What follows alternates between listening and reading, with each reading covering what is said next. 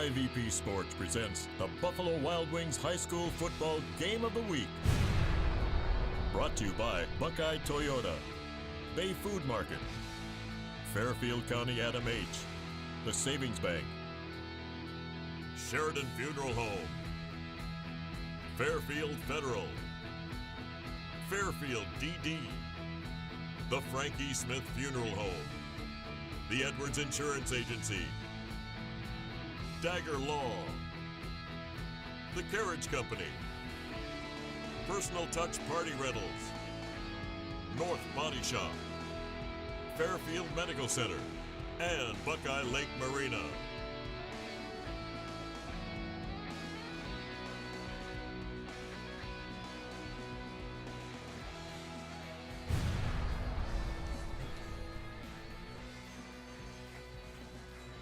From Fulton Field, IVP Sports presents the Buffalo Wild Wings Game of the Week. Tonight, it's an OCC matchup as the Marysville Monarchs take on the Lancaster Golden Gales. Hi again, everybody. I'm Josh Messerly, joined upstairs along with Tim Shoemaker, Marion Royster down on the sideline as well.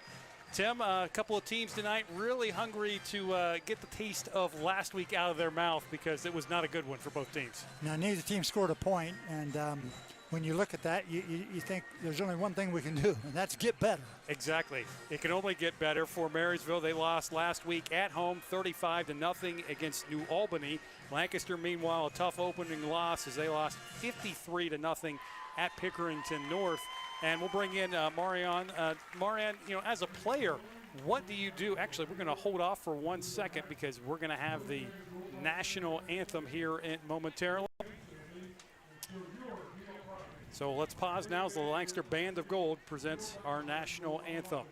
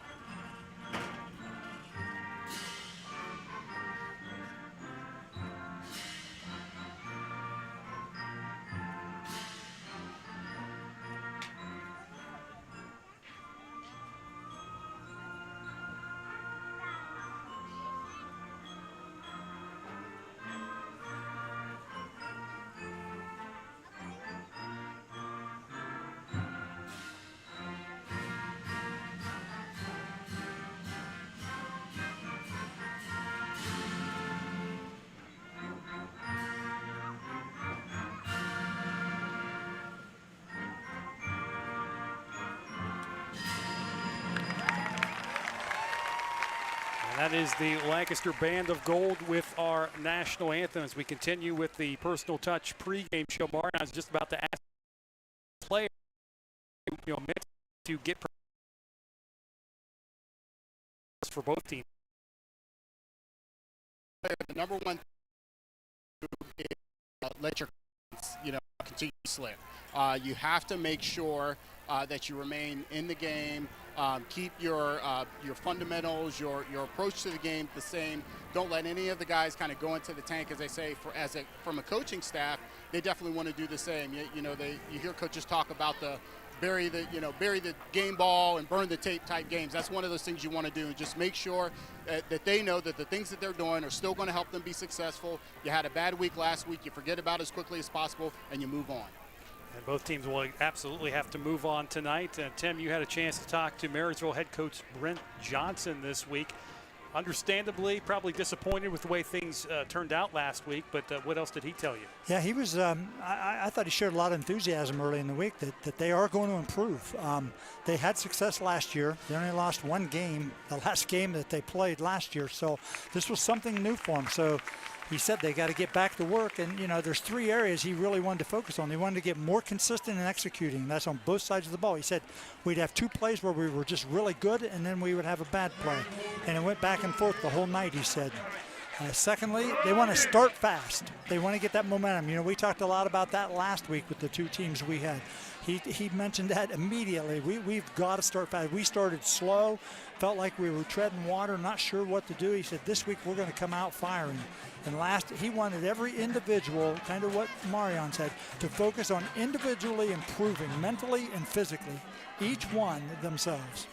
And Marion, you know, Lancaster, we know, is a young and inexperienced team, and you know, we saw some of those growing pains last week. A team that normally runs the ball very well struggled. In fact, only one first down against Pickerington North.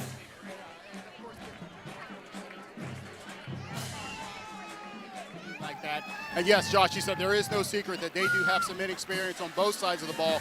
Have a lot of juniors and seniors on the roster, but not a whole lot that have seen time throughout, you know, on Friday nights and such. But what they lack in inexperience, they will definitely make up for in hard work and tenacity. You know, they're certainly not devoid of talent at all. They have some talent. They just really need to get that experience, continue to get confidence, and they'll continue to use that strength in numbers approach that we see so often from Lancaster.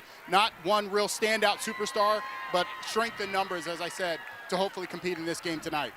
Tonight's pregame is brought to you by Personal Touch Party Rentals. Carol and Eric Whittington would like to invite you to stop by Personal Touch Party Rentals and Events in Lancaster. They're a small family-owned business and have been servicing the central Ohio area since 2003. They would love to help plan your next event. Weddings, special events, even corporate events, all with a personal touch. They can be reached at 740-689-6991. As you see the Gales take the field, the air raid tornado siren going off here in the stadium as well. And while we are moments away from kickoff, let's talk about our keys to the game tonight, which are brought to you by North Body Shop, providing quality customer service, parts, and reliability since 1979. Owner Mark North will provide you with a free written warranty on each estimate. That's Mark North of North Body Shop. He'll treat you right. But Josh, I don't think there's any one factor who takes advantage of that and takes advantage of the opportunity they get early, because, you know, Marion talked about maintaining your confidence, maintaining belief, but to do that, success. Off to a good start would certainly players believe in what they're doing and to carry it on throughout the game. Absolutely. And Marion, at 6 point, wanting to start fast. I can imagine both teams want to start fast in this one and build some confidence. I'm sure Coach Brian Schoonover of Lancaster feels the same way. Yeah, absolutely. You know, and especially again with the offense that they run, the wing tee, that's both teams, but especially from Lancaster, because, you know, they rely so much on their physicality up front. That is the one strength of their team. I think offensive line, if you look at it, they do have a little bit of experience there with a couple returners coming back. So they're going to want to, again, be able to set the tone early, really get some first downs, get the ball moving, establish that ground game, and hope to have some success tonight. Marysville won the toss, elected to receive, so Lancaster will kick off and defend the north goal here at Fulton Field. And we'll let you know that tonight's kickoff is brought to you by Sheridan Funeral Home. Sheridan Funeral Home is proud to be supporting high school football. They've been servicing the communities of Lancaster and Fairfield County for over 100 years. Thank Sheridan Funeral Home for their sponsorship of our high school coverage. And see both teams out on the field right now as you get a good look at the Lancaster kickoff team. Lancaster wearing the all-blue uniforms they went back to a few years ago, kind of reminiscent of the 80s look. They used to wear all blue, I think even into the early 90s. Was it that long ago, really? So I can only comment on that. It does look a little weird seeing. I guess I lived it, so I'm kind of used to it. But guys, I got to say, seeing it for the first time tonight out here, I love it. I think it looks sweet. They look really good tonight. And Marion, correct me if I'm wrong, with the sun in our face, we can't quite see as well right now, but it looks like a little different gold on the helmets for Lancaster, like Notre Dame gold almost. Exactly. It's like that shiny metallic gold, so it really stands out, and it gets the contrast of the all-blue unis, the white letters outlined in gold. Very, very nice fashion choice for the Gales tonight. There you go. There's your fashion report for the night. Marysville just with the silver helmets and the sharp-looking white uniforms. Probably a lot cooler tonight as it's a little bit warmer than it was last week. The sun begins to set here at Fulton Field, and we are ready to go as the Gales have it teed up, and they will fake a onside kick and reset. Kicking off is J.D. Thomas for the Gales. A short kick. It'll hit around the 20, taken by an up back. Out to the 30. And a pretty good starting field position for the Marysville Monarchs, as Nasir Smith on the return for the Monarchs. And Brady Seeger, the 6 foot, 185-pound senior quarterback, will lead the offense out of the field. Very similar offenses tonight, Shu. Yeah, both teams plan on running the wing tee. Coach Johnson mentioned that, Griffin Johnson, he gained over 1,200 yards last year, so he told me keep an eye out for him. I think you'll enjoy watching him, he told me. He had nearly 100 yards last week, but most of that came on one run. They sent a man in motion, handoff straight ahead, and this is going to be Colton Powers, who will get just across the 40-yard line before he's shoved back. Colton Powers as third-team All-Ohio a year ago, mainly on the defensive side of the football, but not a bad running back either. No, Coach Johnson spent some time talking to me about him and how he led the team in tackles. He had 16 tackles last week, 12 individual. We'll talk about his connection to Ohio State, at least a family connection here later on. Here's a handoff coming around the edge on a sweep, and that is number 14, Luke Montgomery, who will pick up a first down for Marysville. We'll see how they're creating tempo right now, Josh. They're really getting back into the huddle. We talked that that's one thing they want to do. They want to come out early and really take it to you. Both defenses should be well schooled on their assignments because they see it every day. No kidding. Here's a jet sweep, and whistles and flags will stop this one in its tracks. Yeah, it's procedure. Yep, it's going to be a false start. As Mike Mulgrew is our referee tonight. We'll get a check of the officials here in a little bit. Settle back the Monarchs 5 back to their own 42-yard line as we're just underway. Glad you've joined us, whether it's on the Interphase Video Productions Facebook page, on YouTube, on CLN, your hometown connection, or on Interphase Video on Twitter. So thanks for joining us tonight. Here's a handoff, and picking up the penalty yardage plus a couple more is Griffin Johnson, the coach's son. Nice job by the Gales on the backside there. Had all the motion going to the left side for the Monarchs, so it's very important for the defense to stay put on the backside. Nice job making the tackle for minimal gain. Well, it's definitely assignment football for both defenses tonight. It's almost like playing a service academy at the college level. You have to have your assignments ready to go. Here's a handoff to Johnson. He looks like he gets by one defender and will get a first down to the 42-yard line. So the Monarchs have kept it on the ground thus far as we expected, and they have turned out a couple of first downs. Well, I think one of the things you're going to have to notice is they have 4 out of 5 starters back on the offensive line from a 12-1 team. That's got to be a value to your offense. Absolutely, which kind of makes last week so surprising. Handoff up the middle. There's Powers stacked up, and the Gale defense rises up there for just a minimal gain. He'll get about a yard. But in this offense, you have to have the fullback be a threat, Josh. We've talked about that. It's not necessarily measured by the number of yards, but he has to get some carries and touches to just gain advantages at angles for the other runners. 2nd and 9 as the Monarchs break the huddle, keeping that tight formation again. Listen, Johnson, the jet sweep, and he's got nowhere to run as he cuts it back and gets back to the original line of scrimmage. Gales really had that one strung out in there. Looked like that was Gavin Smith who was in there making the tackle. Yeah, really good pursuit by the Gales.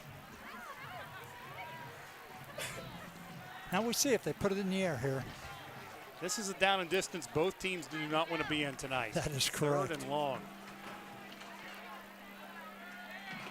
Bring up 3rd and 10 as we're inside of 9 minutes to play in the opening quarter. Johnson goes in motion, play action. Seeger looking downfield, all kinds of time. That one's nearly intercepted and nearly caught at the same time. Was in there to break it up was Gunnar Richards, who thought he for sure had an interception. Boy, Gunnar played that really well. He looked wide open even from here, Josh. You'll see the replay. Look at him roll left. steps up, throws it over the middle, but boy, Gunner, look at the play on that. Outstanding anticipation. Holland is back deep for the Gales. And Xavier Heller back to punt it away for the Monarchs. He was a busy man last week. And now whistles and flags will stop this play, and it's going to be a legal procedure again against Marysville, so it'll cost them 5 more.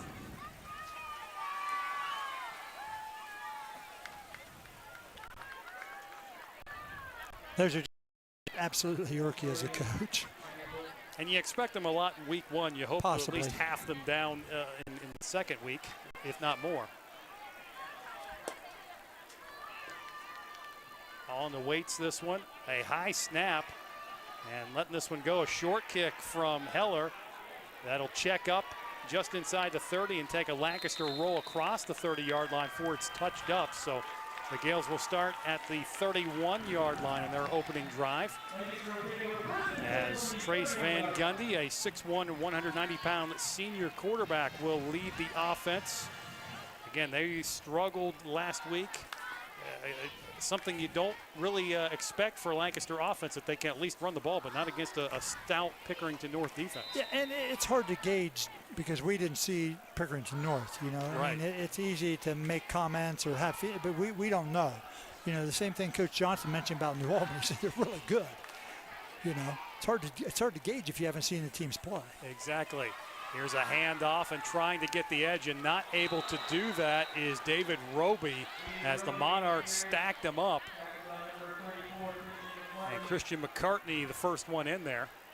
They act like they've seen that play before. Yes. Look at this.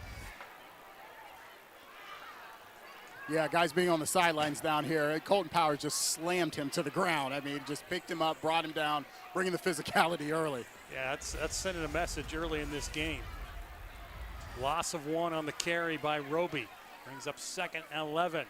Roby will go in motion, handoff straight ahead. Diani's not going to have any running room to go. It was Braden Diani on the carry. Powers again on the stop. Yeah, they got no push on the line either, Josh. The defensive line stood their people up, and then Powers comes in and makes the tackles.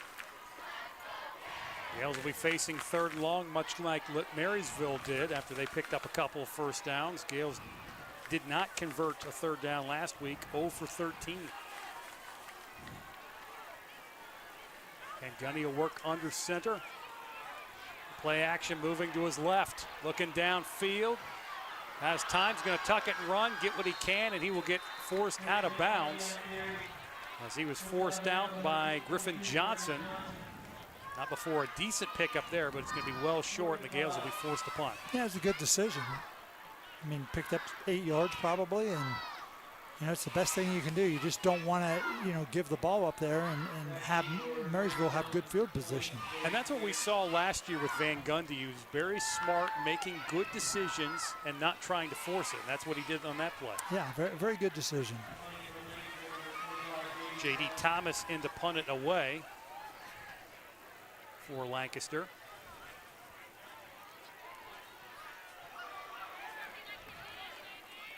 And letting this one roll and getting away from it is Braden Deere. Lancaster will touch it up inside the 30-yard line, so Marysville will start their 2nd drive at that spot with 7-10 to go here in the opening quarters. You get a look at the assistants and the coaching staff for Lancaster. Yeah, that's 40 yards, you know, that you got out of your punt. You'll take that in high school football. Oh, yeah. Just flip the field back to Marysville. Good start by both defenses. You got to think maybe about 10 yards of that was because Van Gundy got what he could on that 3rd down, too. It's true. There's a handoff up the middle on 1st down. And on the carry was Luke Montgomery. Both teams will rotate several running backs in the ball game tonight. Yeah, that's one thing I noticed when looking at the roster. There's a lot of running backs on both teams. It's like a committee. Exactly. But as you know, Griffin Johnson, he's going to get the carries. He's going to be the workhorse, and I imagine Diani's going to be the workhorse for Lancaster tonight. Pick up a 4 there on 1st down as Johnson goes in motion, cuts it up, and he's going to squeak through and pick up a 1st down as Braden Simcox on the stop for the Gales. Yeah, really good read by him, pulling up and then cutting back in through the line. The line's getting some push on the Gales. The Gales got to get a little more aggressive up front. Seeing a lot of patience, which we talked about last week in our game with Fairfield Union and New Lexington, seeing running backs show some patience. And we have got a timeout by Lancaster. And that'll allow us to tell you tonight's timeouts are brought to you by the Carriage Company, located at 1031 North Memorial Drive in Lancaster. Learn more at carriagecompany.com. And tonight's first half scoreboard sponsor is Buckeye Toyota. Buckeye Toyota would like to wish all the local athletes best of luck this season. Buckeye Toyota is your hometown dealer that is here to help. Visit us online at mybukeyetoyota.com. Beautiful night here for the home opener at Fulton Field. 79 degrees, a little bit more humid. Slight chance of rain, but we'll hope that that does not happen. Let's keep that away, please. Don't even mention it, please. That's the only mention of the night. Yeah, okay. I like that timeout, by the way, Josh. I kind of felt like Marysville was getting some rhythm there. They picked up the first down the last play, and they go straight ahead with Powers, who moves ahead. He'll take it to the 43-yard line. Burke on the stop for Lancaster. Well, you like that play, 4 yards in this offense. Start this series. And that's a staple of this offense, too, is that fullback dive. Sure is. Here's a handoff. Johnson loses the football, and I think he got on it again. He did, but great penetration by the Gales right there. Yeah, they really had that play strung out and blown up, and Johnson a fortunate bounce. A couple of turnovers kind of turned the tide last week against New Albany in their own territory, having some turnovers that really cost them some points. Must protect the football, regardless of what offense you're in. They'll bring up 3rd and 13 from the 36. Seeger will hand it off. Johnson's got our blocker out in front, trying to turn the corner, and he will not. Is coming up to make the stick was Gunnar Richards, who's had an impact on defense so far tonight. Well, he did a great job of coming up and from his back position and doing that. But I tell you, Tyler Holland took on the blocker and made it available. You watch right here. Watch Tyler Holland right there. Took on and just all of a sudden he cleaned it up. Also in there, Xavier Goss to help clean it up as well. So again, we will see Heller and a low kick from Heller and nearly hit someone in the back, but it does go out of bounds at the 32-yard line. As there to touch it up was Dakis French for the Monarchs, but still some pretty good field position to start the drive for Lancaster. Well, Lancaster's defense has held twice now, so, you know, they've got to feel good about that. You've actually gotten the ball back. I think the timeout was really good, Josh. I think it broke a little momentum up, got them gather themselves. Now they got to do something on the offensive end. Well, if nothing else, the offense got to start helping the defense out. Exactly. Give them a rest because it is a little warm, as we mentioned. And a few quarters of that's going to wear down a defense. Here's Gianni on the handoff, and he has nowhere to go. Lancaster has not had many holes to run through so far. Give credit to the Monarchs defense. Well, I'm telling you, their front line people are just standing up the Lancaster blocker, so they're not getting any depth. And then the secondary people, the second line of defense for the Monarchs is just coming full tilt. Also got to think that the Gale coaching staff might want him to be a little more north-south on that, Deani, as opposed to as east-west as he was, just to get the yardage that you can't get when you can. He will get a gain of 1 on that one. Here's a jet sweep. Roby cutting it up, now bouncing it back outside, and he is pulled down by the jersey. Terry Toops on the stop for the Monarchs. There'll be a pickup of a couple. They'll bring up 3rd and long again. Well, you see the replay here. They have it blocked initially, Josh. Right here, they have it blocked. But, you know, what Marion talked about is you got to get upfield right there. You kind of saw in that last block, the blocker had the defender on the outside. He did. He kind of ran into the tackle almost. So 3rd and 7 for Lancaster as Van Gundy will work out of, we'll say, a pistol, maybe almost a shotgun. Quick out in the flats, got Deani across the 40, And he is hit right at the first down marker. Looks like forward progress will be enough for a first down. Wow. That's a generous spot, I think. Well, we're pretty much right here on the 45, so I think they ought to feel good about that one. Watch here. Guys, and I think that's a really positive sign from the Gales, getting into that quick passing game. So many of their passing plays are much longer developing with the play action and such. When they're able to hit a couple quick hitters like that, it keeps the defense off balance, keeps their offensive tempo going, and it's a very good play. While you were talking, Mario, we were looking at the replay. I think if this was the NFL, they'd be throwing a challenge flag on that one. Oh, okay. Just a little bit short. Here's a high snap. Van Gundy comes up with it, and he will take a loss as Powers there to pull him down. I see why he's All State. Yes. Didn't take long.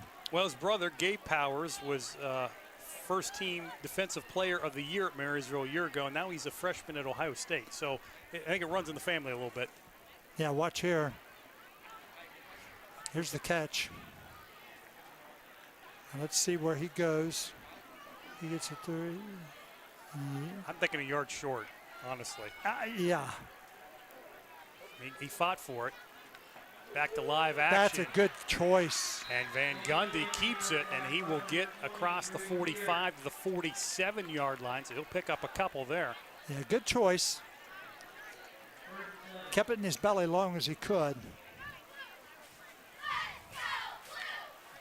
That's a guy who's got some leadership experience as well, and you have to be a tough quarterback to play in this offense because you're going to take some shots. Well, he's 6'1", 190 pounds. He's played 3 years.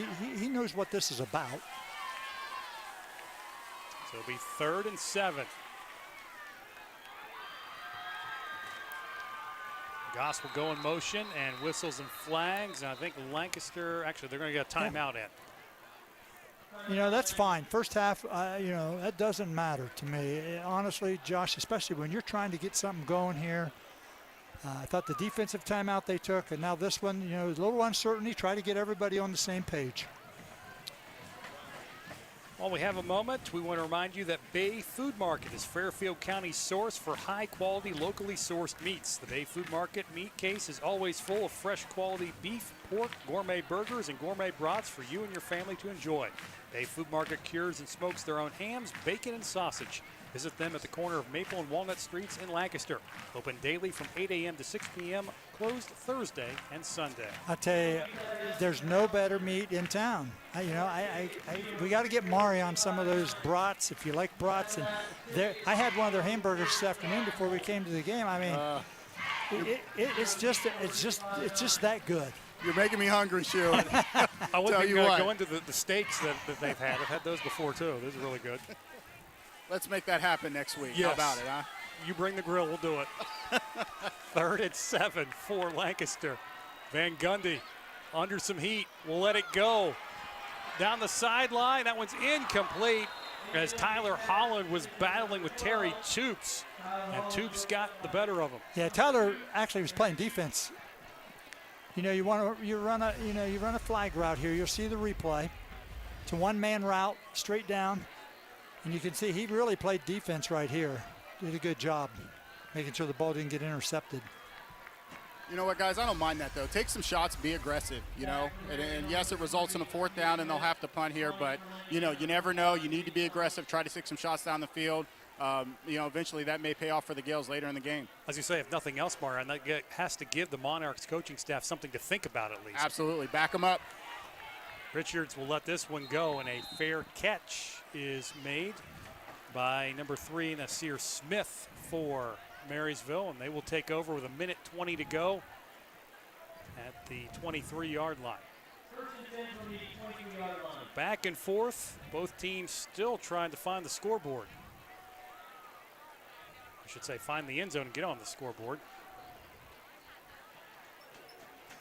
So it'll be 1st and 10 from the 23 as the Monarchs break the huddle. Johnson goes in motion, handoff Powers, rumbling over a defender as he ran over Gavin Smith. Well, he sure has the appropriate name, doesn't he? Yes. Colton Powers, 5'11", 200 pounds, and the senior. I got to imagine that some college would like to see him on their campus next year. Here's Johnson cutting it up. With a shoestring tackle made by Goss, but it'll be enough to move the chains. And Marysville has moved the ball tonight, just once they get into Lancaster territory, having a little difficulty. Well, it's going to come down to a battle of wills up front, really. Whoever wins the line of scrimmage, and I know that's kind of said all the time, but really tonight, it super matters. Yeah, because you're not going to see too many passes thrown. No. There's a double handoff on the inside counter, and breaking a tackle was Montgomery, and he will power his way across the 40 to the 41-yard line. Yeah, really tough run right there. Brandon Simcox and Tyler Holland combined to make the tackle. See another replay right here. Look at him come through, fights through that hit, second hit, third hit, fourth hit, and still falls forward, Josh. That's a really good run. Pickup of 7 on that. And that will take us to the end of the first quarters. They will not get that play off before the quarter expires. So after 1, our score is Marysville nothing, Lancaster nothing. We're seeing a lot of good replays tonight, and I want to mention that tonight's replays are brought to you by Dagger Law. Dagger Law would like to wish all of the area teams best of luck this season. Dagger Law is a law firm built on more than 110 years of legal experience. Whatever your situation, the knowledgeable legal professionals at Dagger Law can get you the help you need from a local, trusted, and experienced firm. Contact Dagger Law today at 740-759-4096 or online at daggerlaw.com. Thanks to Dagger Law. And there you go, look at the Gale cheerleaders.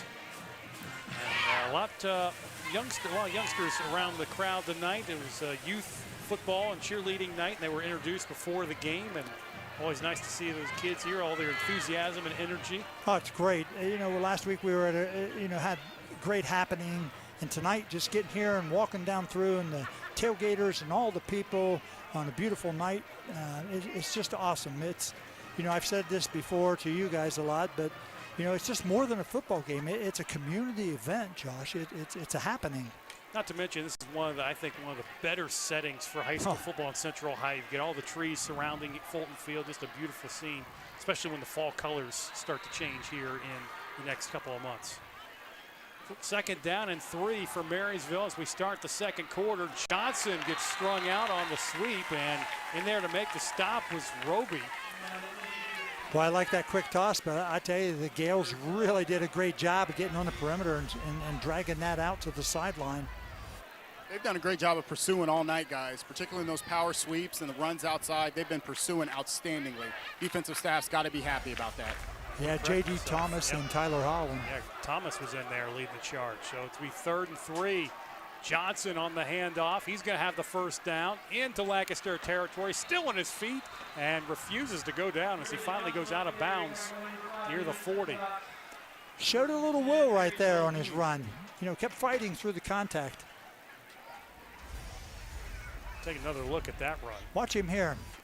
Kind of picks his spot here and then fights through contact. 1, 2, 3. And finally taken down. Good effort. Second time Marysville has gotten into Lancaster territory tonight.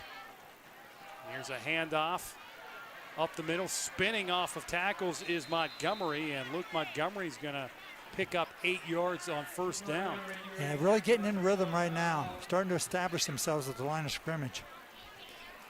And you credit that in the first drive. It seemed like the offensive line for Marysville, they're an experienced group, and they're showing that experience right now.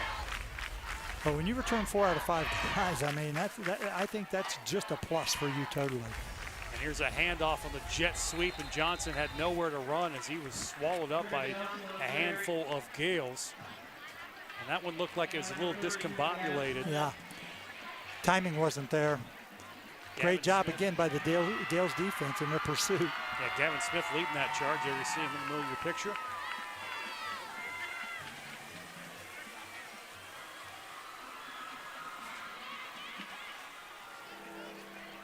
Bring up 3rd and 4 from the 38-yard line. We're inside 10.5 to play. And Seeger's going to improvise, and he will pick up a first down. It looked like a missed handoff, but he just followed the running back and picks up the first down. Smart decision right there. Go forward. Sometimes better to be lucky than good, guys. Absolutely. Yeah, watch here. Whoop. I'm just going. And it almost acts as a lead blocker because he's missed the handoff, so he just follows him right up there. Well, when you're following Colton Powers, that's a pretty good lead blocker to have. Exactly. Oh, yeah, for sure. So 1st and 10 from the 33. Here's a handoff to Powers, ripping through, and he gets tripped up by Simcox. And it'll be a first down in the red zone for the Monarchs, and they've got it rolling right now. Yeah, Marysville's tempo is really good.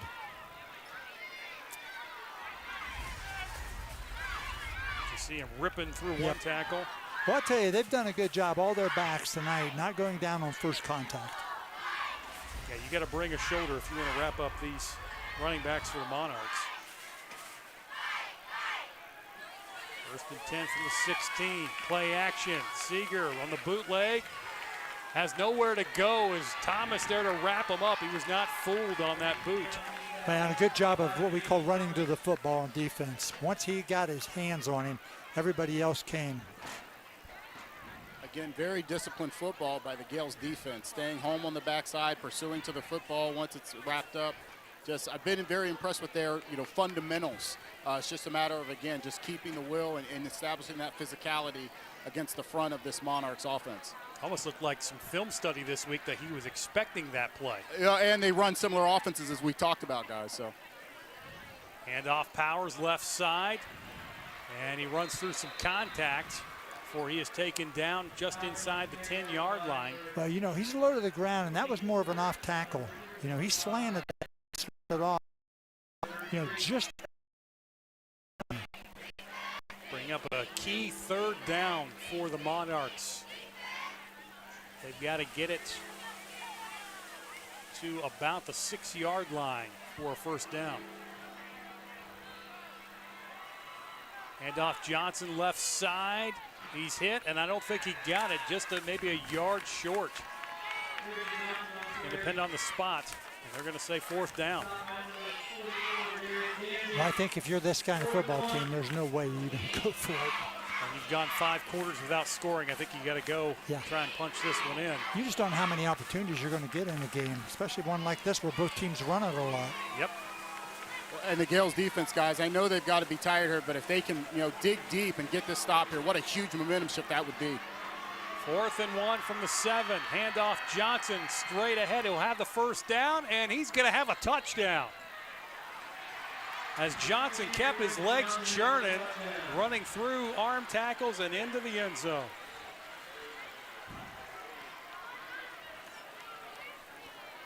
I would say that's just a drive that, probably represents how they want to play right there. Mm-hmm.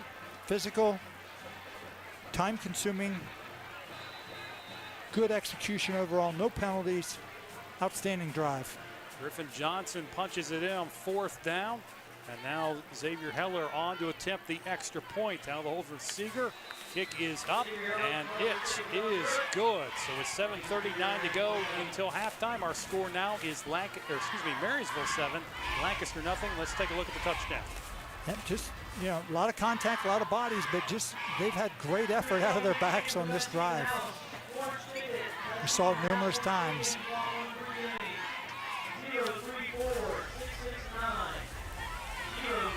Now Marysville's offense finally gets on the scoreboard after a 5-quarter drought. We'll see what Lancaster's offense can do. So they've been trying to figure things out and talk it up on the sidelines.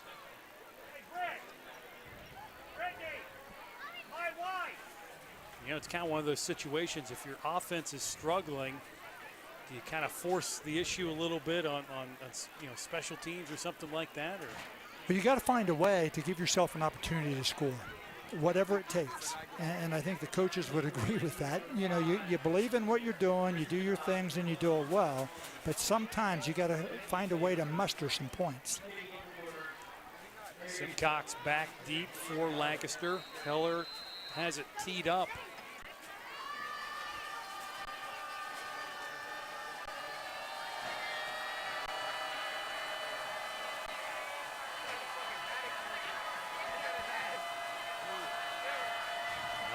this one go.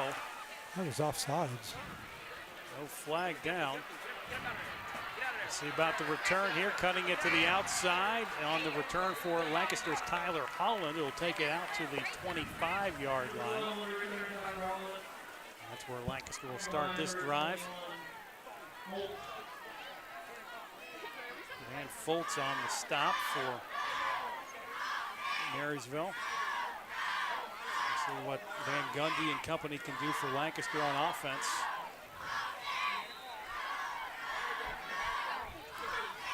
Able to move the ball a little bit on their last drive.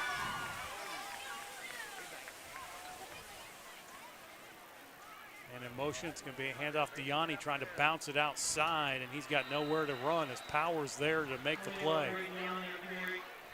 Also got a little bit of help by number 34, Christian McCartney.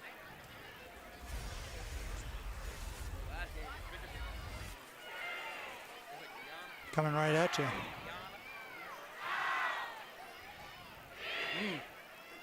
Hard hit on the turf there.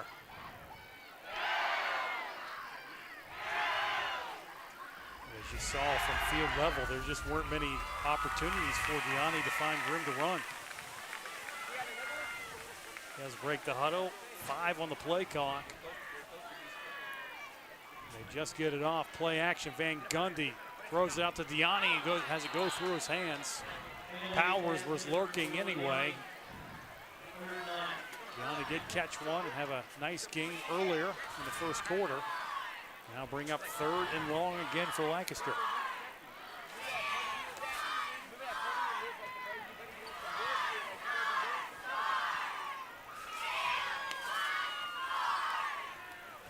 Bringing the play in for Lancaster is Alex Miller.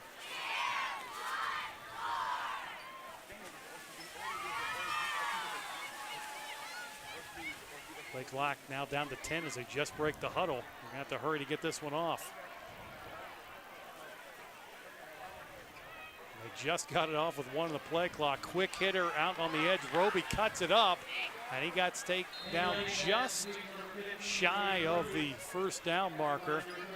They'll bring up 4th and 1, and boy, a tough decision for Coach Brian Schoonover. You just can't go for it there. I think he thought about it for a half second. Yeah. He's going to send the punt team out there. Yeah, it's just it's too much of just a gamble right there, Josh. Yeah. There's no other way. You don't want to give Marysville the ball at the 35-yard line. No, especially after their last drive. Because actually Lancaster's defense has played well. Now we'll find out this possession, you know, how they respond since Marysville scored the last time. Thomas will let this one go. A nice punt. And waving for a fair catch, maybe a little early, was Deere. Looked like he had some room, but he plays it safe and will call for the fair catch at the 32-yard line. Yeah, guys, that's one of those ones where if you take a couple steps back, you're usually taught as a returner that's not the time to throw the hand up because you should have a little bit of extra room there. So I think he may be reminded of that on the sidelines. So we'll see what the Gales defense will do now. After a strong drive by Marysville, here's play action. And it's going to be Seeger keeping it, and he'll take it out near the 40-yard line. Good decision-making out of Brady Seeger tonight for Marysville. Yeah, he's solid. He's run the offense. You see the replay right here. Watch as he rolls out. 59 for Lancaster, keeps the contain, but the other people got to come up a little quicker. Once he took on the contain, he's not going to make the tackle. Ends up picking up 8 on that. Here's a handoff. Powers. He'll have a first down. As he is taken down by Simcox. McCoy also in there.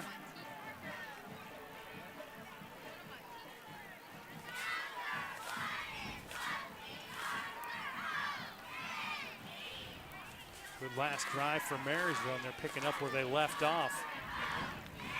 And on this drive, as Terry Choops brings in the play. Play action, Seeger looking downfield, flag thrown. He's a man wide open out in the flat, and picking up the first down was Drew Fraker, but there is a flag down, and this one's probably going to come back. It is a hold against Marysville. You know, one of the things I spoke with person who assigns officials and been an official himself, and I asked him, what's the big difference with the 6 officials when you have the 6? Because not every game has. Yeah, I couldn't hear him.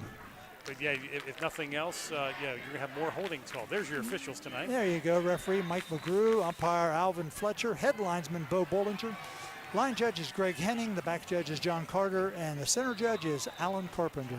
Now, I'll share that thought here in a second after this play. So after the penalty, it's first and we'll say about 20 from the 35. Hand off up the middle and nowhere to go for Powers as McCoy makes the stop for Lancaster. Had some help as well. Yeah, it's the first time they've really stuffed that.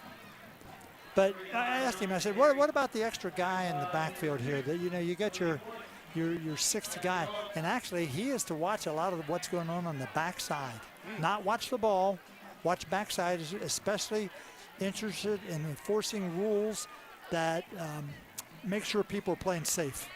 Not a lot of chop blocks and things that happen on the backside sometimes. It seemed like that holding call was away from it, not really important to the play, but to your point there, that's where that center judge comes in as Marysville burns their first timeout, which will remind you, again, is sponsored by the Carriage Company.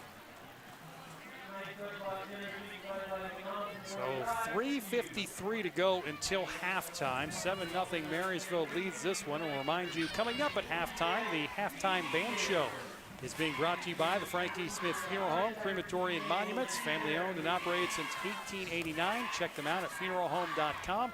The Frankie Smith Funeral Home, respect for tradition, regard for change, and by Fairfield Federal. When it comes to our customers and our community, we go above and beyond to help. Personal or business banking, whatever you need, we take it seriously because we know you do too. The difference is clear. Fairfield Federal Savings and Loans specializes in banking that revolves around you. Member FDIC, equal housing lender.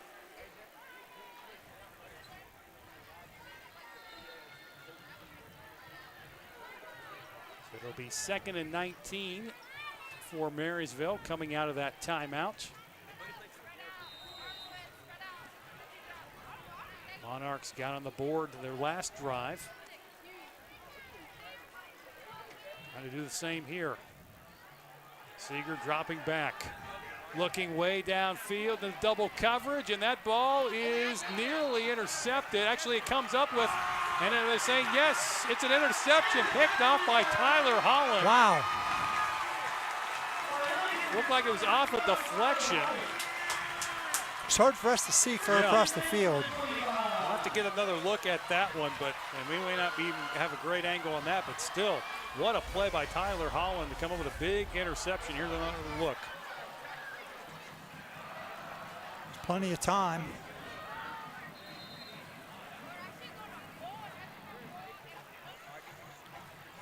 Yeah, the receiver had it and then lost it. Great interception. Big interception there for Lancaster. The receiver can't believe he couldn't come up with it. Might have been Johnson who looked like he might have been the intended receiver. Guys, I was surprised he's able to come down in bounds. I thought that might be, I had no doubt that he caught it. I just wondered if he came down in bounds or not. And that was the question I had. I didn't know if he had enough real estate over there. Right. The officials will credit Lancaster with the football, so could be a bit of a change of momentum if Lancaster can do something with it.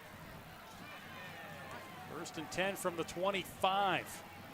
As the tight end Walker will reset. And here's a jet sweep. Simcox trying to cut it up. He'll get across the 30 before he is taken down by Fultz. Yeah, it's one of the better positive gains for the Gales, 6 yards. Can see it here, power sweep, good blocking. Oh, there's a face mask. Yeah. Pretty easy. That's a vicious one there. Yeah, it is.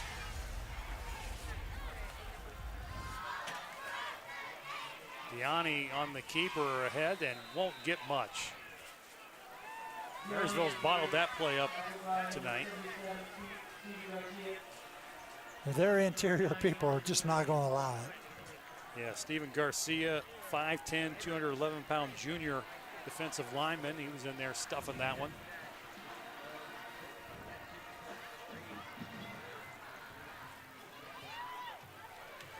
Brings up 3rd and 4 for the Gales. We're inside of 3 minutes to play in the half. And you can see a 4-man front here. Van Gundy out of the gun, stepping up, trying to avoid the rush, and he will go down, but will pick up the first down as he drug a defender across the yard to gain. That was Fultz trying to pull him down, but not before Trace Van Gundy moves the sticks. Outstanding effort. See the replay again. Under pressure, steps up, and then just decides, I've got a straight line to a first down. Yeah, he barely had a chance to get his first read down the field before he had pressure in his face. Van Gundy going to keep it. Got some running room down the sidelines. Couple players have the angle. He's down to the 20, and he will step out of bounds at the 15-yard line. Boy, what a great call. Go ahead, Marianne. John on that play would have been right in line to make that play. Just happened to slip and fall down. Gave Van Gundy the corner and a big, huge run. As you see right into your living room, Trace Van Gundy running down the sideline. Knew he didn't have the angle, but a big gain and sets Lancaster up in the red zone for the first time tonight. First time this year. That's true.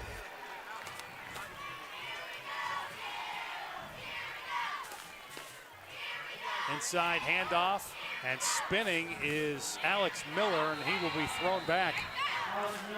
Yeah, tried a little counter. Give the Monarchs defensive line credit. Inside between the guards, they have not allowed much running room. There's nothing there. At least at this point, there's been nowhere for any runner to gain.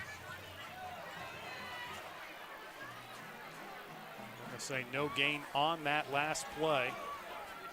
Gales with 1 timeout remaining. Marysville with 2. As we're inside of 90 seconds in the half. Van Gundy will work out of the gun.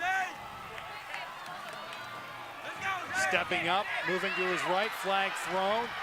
Gets inside the 10, but it's likely he's going to come back. Yeah. Marysville players already pointing that direction. Right in front of people. And the holding will back up the Gales. Yeah, they're standing by the students, though. You stand down there by the students, I'm okay with it. Takes such a great discipline, you know, especially when you run block probably, 80 to 90% of the time. It's a whole different skill. Guys, I tell you, for being a quarterback and a wing T offensive set, Van Gundy has sure shown some great pocket presence this evening. Absolutely. Even that long, before the long game, when he stepped up and picked up the first down, he had a lot of pressure right away, and he was able to avoid the rush. Absolutely. Costly penalty, though, for the Gales. So they'll back it out to the 29-yard line. 2nd and 22. Van Gundy looking in trouble and will go down. Right in his lap was number 34, Christian McCartney. Yeah, McCartney, he's been all over the place.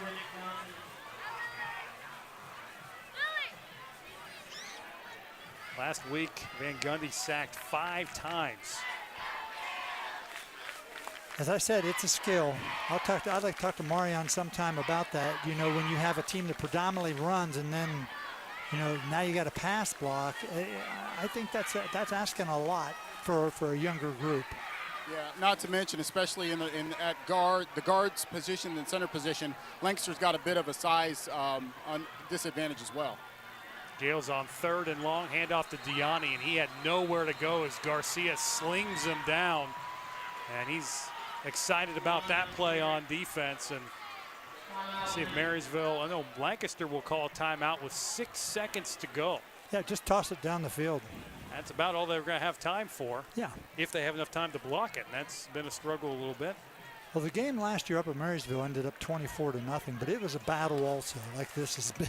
Just, you know, Marysville's put one drive together, real successful, looked good. Lancaster had a big play there that opened some things up, but, you know, the penalty kills you in this offense as much as any offense, but it really hurts you here because you just do not have the ability to make up the ground that's lost. Yeah, it's always been an offense that you have to stay on schedule. Yep. And the Gales, you know, had a promising drive, but as you said, Tim, the holding and then the negative play after that and the sack, and that just backs you up. Yeah. You know, the difficult thing is in sports, whatever sport it may be, but certainly know that it's rhythmic. You have to have rhythm. You have to have continuity and execution to create that rhythm. And right now, they're just not quite on rhythm. So it'll be 4th down and 28, but the bigger concern is only 6 seconds. And here's going to be a halfback pass and throwing it up for grabs. Catch is made, but it's going to be well short of the end zone, and that'll take us to halftime. Is on the pass was number 9, Jackson Burke. They've been probably working on that one for a little bit, saving it for a needed time like that.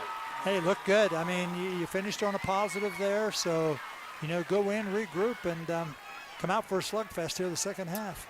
We're looking for a good one here in the second half as that takes us to halftime with the score, Marysville 7 and Lancaster nothing. Stay tuned for the halftime band show. It's coming up next. You're watching the IVP Sports Buffalo Wild Wings Game of the Week.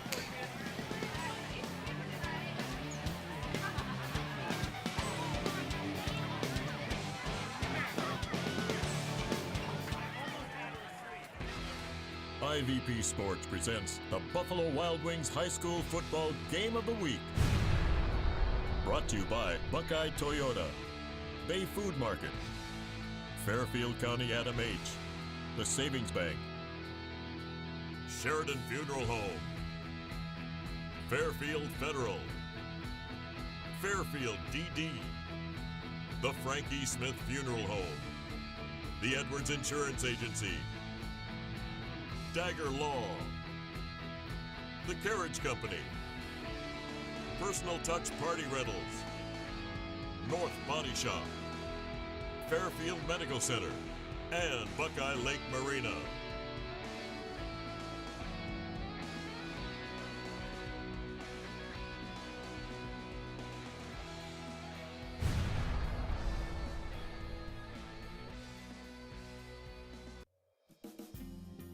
Hi, I'm Carol Whittington, and I would like to invite you to stop by Personal Touch Party Rentals and Events, located at 1540 Hubbard Drive in Lancaster. We are a small family-owned business and have been servicing the Central Ohio and Hocking Hills area since 2003. Graduations with a personal touch, weddings with a personal touch, corporate events with a personal touch. Please call us today for all your party rental needs, 740-689-6991.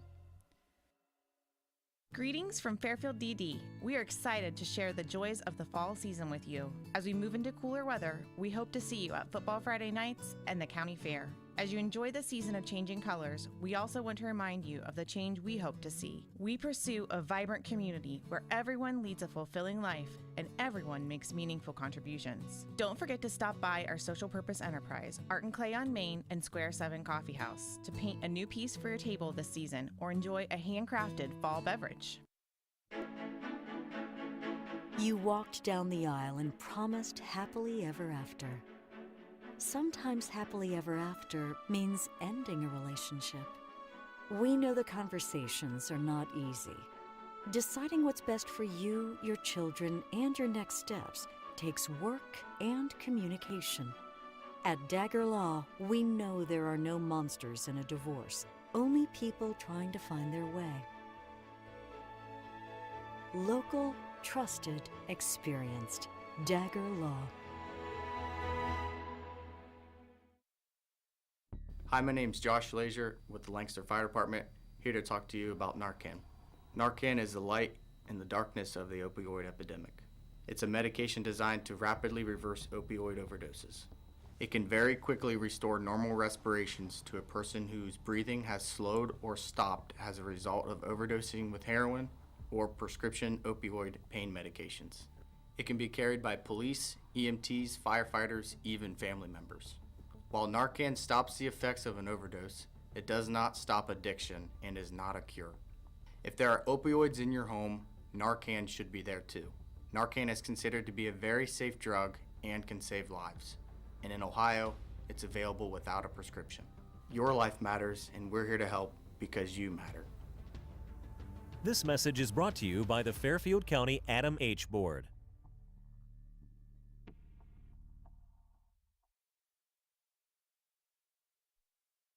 Hi, I'm Julia Hilty with AHA here in Lancaster.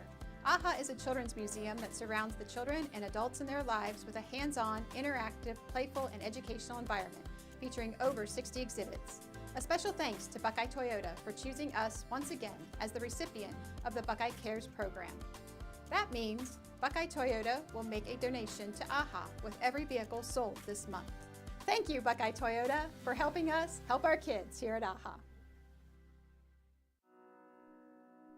The Frankie Smith Funeral Home and Crematory in Lancaster and the Johnson Smith Funeral Home in Baltimore have a long and wonderful history of serving our community. Feel free to give us a call at 740-653-0652. Stop in and see us at either of our two locations, 405 North Columbus Street in Lancaster and 207 South Main Street in Baltimore. Respect for tradition, regard for change.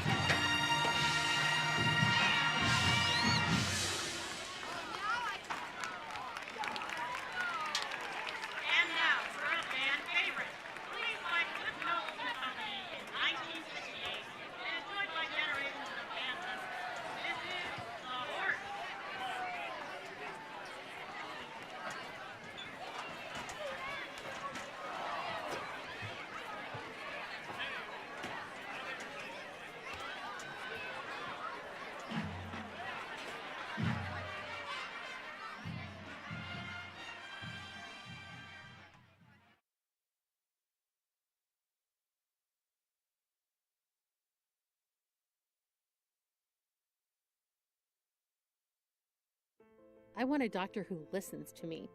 From primary care to specialty medicine, we put your needs first by treating you like a person, not a number. Our primary care team will help you identify your healthcare needs and set goals for success, regardless of where you are in your wellness journey. We care for patients of all ages, with offices that are close to you. Whatever you're searching for, you can find it at Fairfield Medical Center. How much can you afford to spend on a home? That's a good question. I'm Desi DeJohn, Assistant Vice President and Mortgage Loan Officer at the Savings Bank in Lancaster. It's important to know how much you can afford before you contact a real estate agent. Factors such as income, credit score, debt, and down payment can help determine how much a bank can lend you to buy a home. Getting pre-qualified is the best way to find out how much you can afford to spend on a home. You can apply to pre-qualify online anytime at thesavingsbankohio.bank.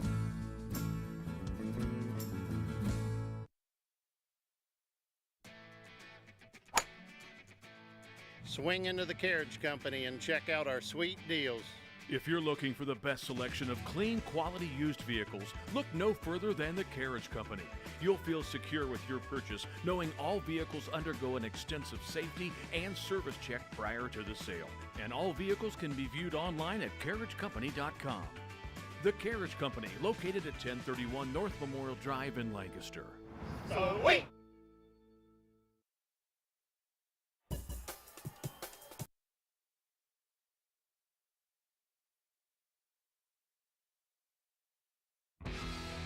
IVP Sports presents the Buffalo Wild Wings High School Football Game of the Week.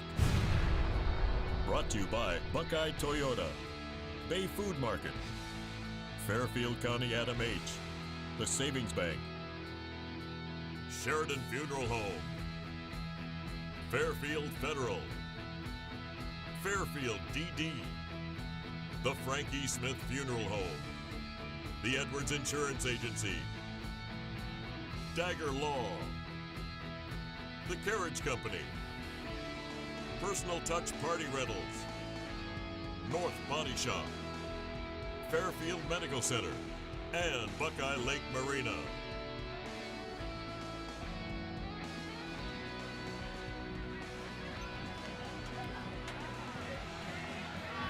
This has been an IVP Sports production.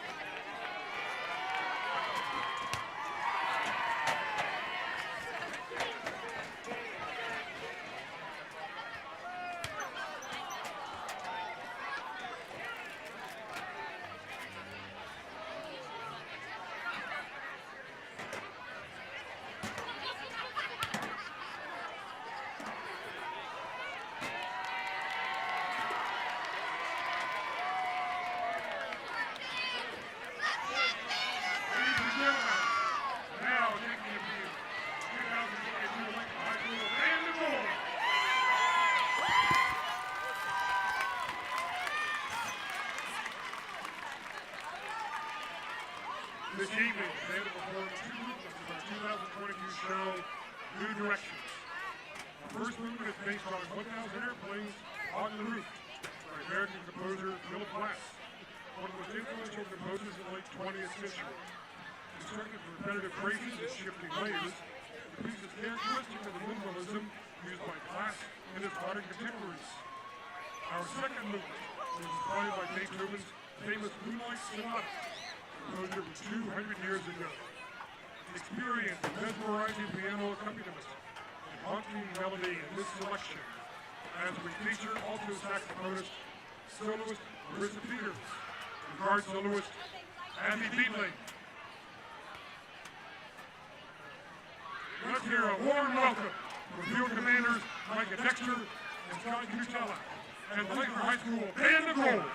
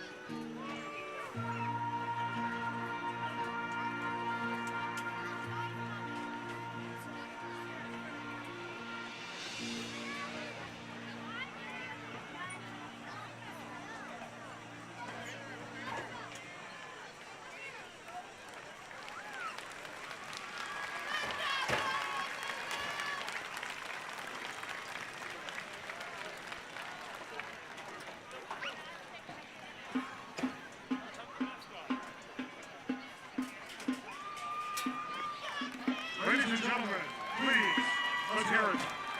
Another show support for the 2022 Lancaster High School Band of Gold.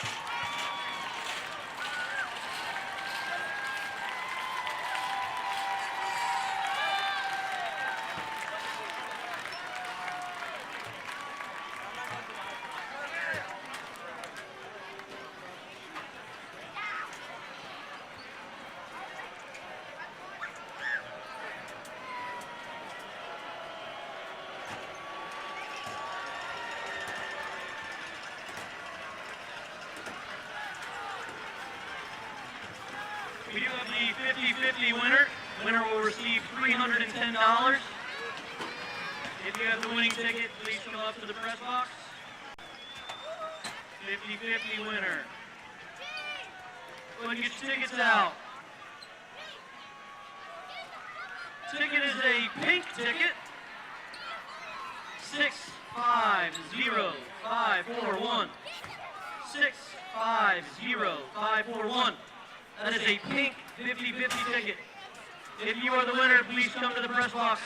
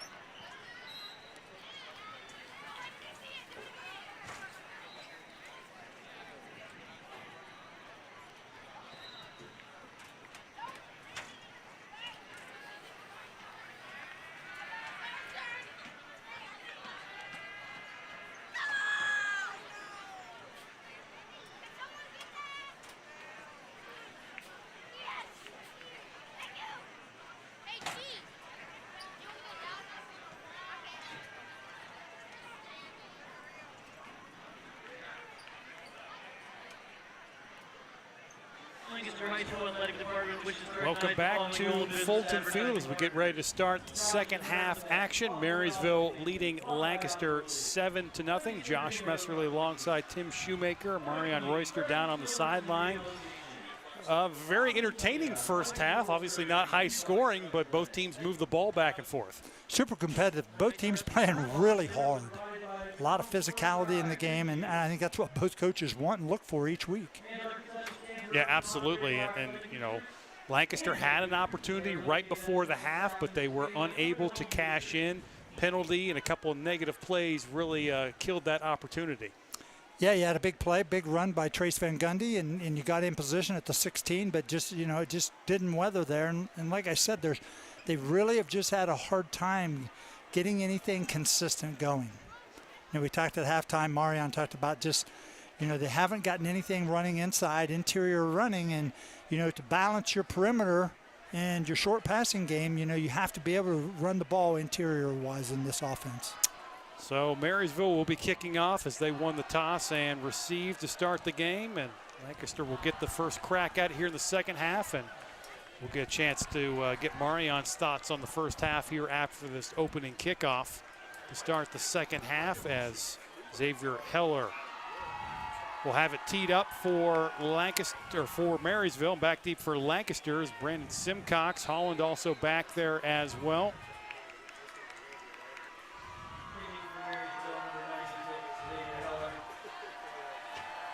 We're ready to go here in the second half. This one will go into the end zone, and Lancaster will start on the 20-yard line. Marion, your thoughts on that first half?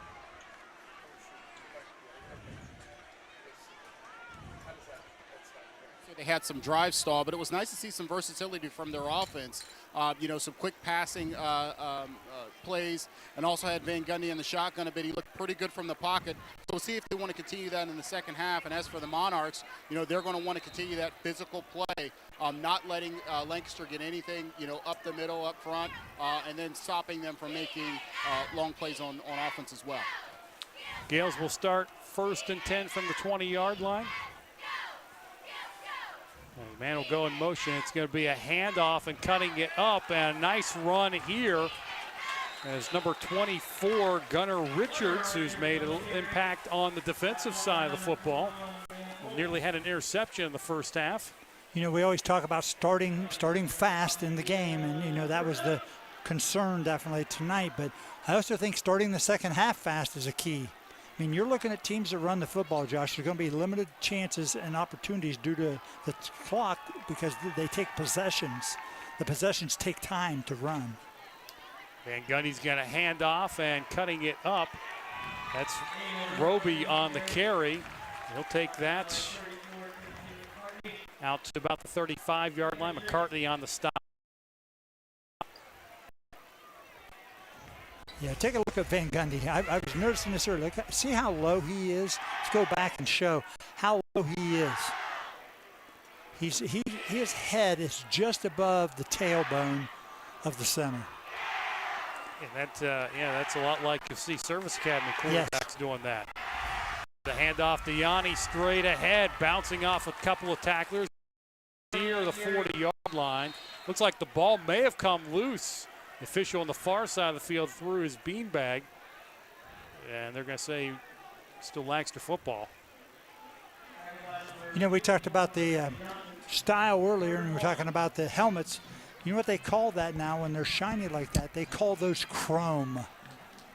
It's the chrome look. Whatever they call it, I like it. 3rd and 1 for Lancaster. And a fumble snap, and Marysville may have come up with it. They are jumping around. They've got the football. And the Monarchs come up with it. Steven Garcia emerging from the pile, who's had a nice game at defensive tackle tonight. Yeah, he's been a force. Let's see here what happened. Yep, he just never really had it, did he? Yeah, he knocked over a lineman and then fell on the football. You see it roll back there. Watch the beginning of this play. As you see him right in the middle come through, and that pulling guard coming through just knocks him over and really blows up the entire play. So big play for Marysville, and now Powers on first down after the turnover. Rumbles inside the 35-yard line. And the stop for Lancaster was Gavin Smith.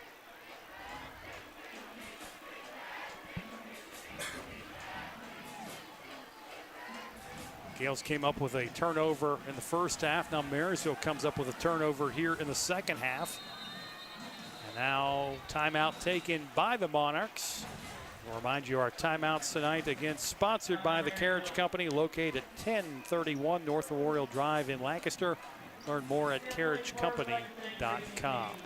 And tonight's second half scoreboard sponsor is Buckeye Lake Marina. If you're looking for a new boat, a great pre-owned watercraft, or a place to get parts for your boat, Buckeye Lake Marina has it all. More information can be found at buckeyelakemarina.com.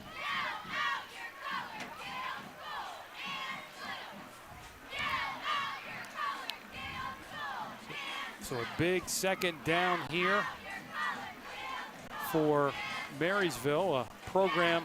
You talked to Coach Johnson earlier in the week in his 6th season, but this has been a program that's really been on the way up the last couple of years. They won back-to-back OCC championships, got to the regional finals and lost last year. Really a strong program.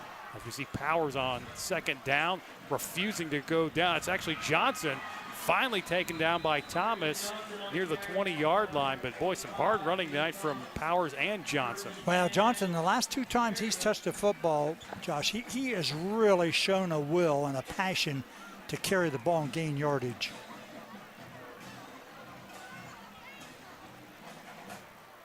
Handoff on the jet sweep. That's Montgomery trying to turn the corner. Gale's able to string it out. Thomas in there to make the play. Richards also as well. They have been much more successful from the tackles in. It's kind of been the opposite. Lancaster's had difficulty running inside, and Marysville has had little difficulty running inside. Yeah, it's just a scheme, and it's the people, sometimes the personnel there, or maybe sometimes they see something and they're gaining an advantage.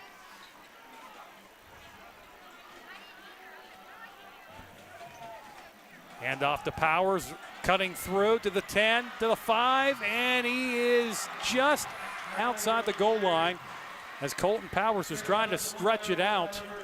Well, would you like to make a bet who they give the ball to on this possession? I'm going to think it's going to be number 36. You got a half a yard to go. He's been pretty much unstoppable tonight. And we'll take a look here at the Marysville schedule after this series, as the Monarchs on the doorstep right now. First and goal from the 1, a handoff. It's Montgomery, and he'll take it in for the score as Luke Montgomery punches it in from a yard out, and Marysville gets their second score of the game and their second score of the season. Yeah, I just lost my bet. Yeah, who had that one? Yeah. I'm sure folks on the far sideline would have guessed it would be Powers or maybe even Johnson carrying it, but instead it is Montgomery who cashes it in. Heller on to attempt the extra point out of the hole to Seeger. Kick is up, and the kick is good. And now our new score with 8:19 to go in the third is Marysville 14 and Lancaster nothing. Let's take a look at the Marysville schedule, as the Monarchs mentioned at home last week, New Albany. Next week, a tough one at Reynoldsburg. I mean, we're going to talk about Lancaster's schedule being brutal, but this is no easy stretch either.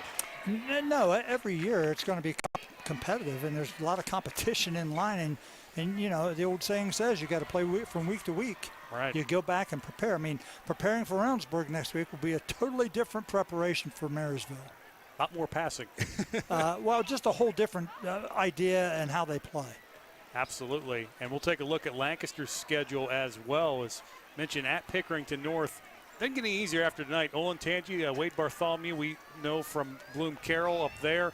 At New Albany, everybody knows how good they are. And then that's not even getting into the league schedule, which starts at Central Crossing. It's going to be just a process for the Gales. You just got to keep getting better. You know, they started to look a little better there, but they're inconsistent. They had 2 plays, they gained 15 yards, and then it just didn't go. So it's just building a consistency of execution and attitude and just keeping it on. So see if the Gales can rebound after the turnover that led to points. Heller will let this one go. Last one made it to the end zone. This one not quite. Taken just outside the 10, and finding some room to run was Tyler Holland, who gets it out to the 25-yard line. That's where the Gales will start with 8:12 to go in the third. Commenting at halftime, Tim and Marion, they talked about this as well. It was different and yet refreshing to see Van Gundy put it up in the air a little bit more than we're used to seeing for Lancaster. Well, you're going to have to. I mean, you've got to take what people give you, and even within how they want to do it, they got to find a way to move the football. 1st and 10. It's going to be a handoff, and not much there for David Roby. I mean, let's give credit to Marysville defense, Josh. They're really good. Yeah. Yeah, they're solid. And you got to remember, New Albany put 35 on them last week. So absolutely. But I'll be honest, they did not execute offensively, according to Coach Johnson. That wasn't the type of execution they expected. So what happened was their defense was on the field longer. And when you play against talented teams like New Albany, you're going to pay the price. Play action, Van Gundy has Deani out in the flat to 30. He'll pick up the first down as he's taken out of bounds. Nice play. Very nice play. We've seen them execute that earlier in the game, and they went back to it. Yeah, watch here as he rolls left, which is not easy. He's got to get his shoulder square. He did. Parallel to the line of scrimmage. Get it up the field and in the receiver's hands. What a show of athleticism to run around the defensive end on that one earlier in the play. Yeah, he had pressure right out the gate, that's for sure. Van Gundy's going to keep it, trying to go around the end, and he'll get a couple there. Deer on the stop for the Monarchs. Toops also in there. Very good crowd tonight, Josh. Yeah, and in fact, Marysville traveled pretty well. That's a long drive for them. It is, especially at that time of day. Yes. Probably a late arriving crowd just because of that. But they got a good student body over there, and you know, Lancaster side is really full. Of course, we have a lot going on with the youth leagues, but it's great to see.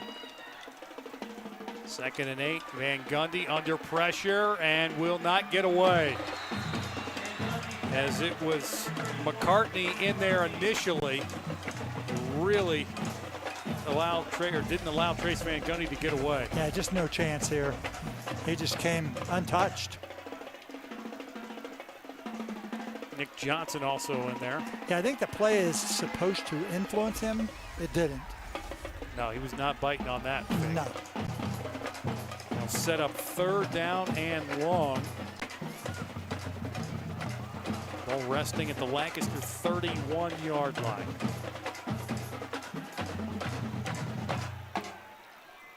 Van Gundy straight drop. He's got a man open. That one's knocked away by Toops. What a play by Terry Toops to break it up, because Tyler Holland was about ready to haul it in. Yeah, nice ball by Van Gundy. Nice toss. Really better defense. We've seen his play tonight on the defensive side a couple of times. See it right here. Has a little bit of time. Nice ball. Threw it well. Gales are hoping for a pass interference call on that when the sideline started motioning for that, but to no avail. Lancaster will be forced to punt it. Thomas will let this one go. Shorter kick. Fair catch is made. Ball's dropped, but Marysville recovers. As Smith, I believe, fell on it, and there is a penalty marker down way back at the Lancaster 27. Early indications holding against Lancaster. See if they'll make him re-kick it. And they're going to decline that penalty, says Mike Mulgrew. So, well, I think Coach Johnson's real happy with the pace and the rhythm of their offense right now. Absolutely. So take the ball. Let's go. Yeah, I don't think you're going to get much better field position if you made the Gales re-kick it. Monarchs come right to the line of scrimmage.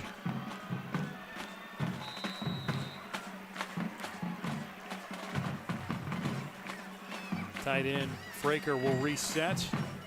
And it's a double handoff to Johnson, cuts it back, has some room to the 40 and just gets tripped up. Simcox in there with Richards. Otherwise, that would have been a touchdown. They have just gouged him interiorly. I tell you guys, Johnson, a very unassuming runner, but has some real talent. I tell you, his skill set doesn't jump off the page from you, but you know when you watch him, I watched a little bit of him from last year. You know, he runs with power, as Shu's been saying all night. Also very shifty inside the line. Just a really nice running back. First team all-conference and second team all-central district a year ago was Griffin Johnson. As that play will not go anywhere for the Monarchs as Colton Powers on the carry. Well, I tell you, if you're coaching Lancaster, you're going to find out now what your team's made of. You are behind the 8 ball. You have not moved the ball offensively this half. Your defense has been on the field. You're going to find out a lot about these players. Almost feels like another score here puts this one out of reach, especially the way that Lancaster's offense has struggled. Back to pass. Seeger throwing over the middle. That one is caught. Nice reception made by number 14, Luke Montgomery. As we get another look at it. Yeah, watch the fake here, and then he sets up. Little fake draw. Good protection. Really good protection. Excellent catch. Montgomery went up and got that one. He did. Brings up 1st and 10 from the 22. Now, there'll be a handoff and not much running room there. Ball comes out late, but the officials had blown that one down. Powers had no running room. They're going to give him a yard for progress. Yeah, a little better job here containing Powers interiorly. They've got to put a stop to it if they want a chance like you talked about. Even a field goal makes this tough. You see the fans? Because it goes beyond 2 scores at that point.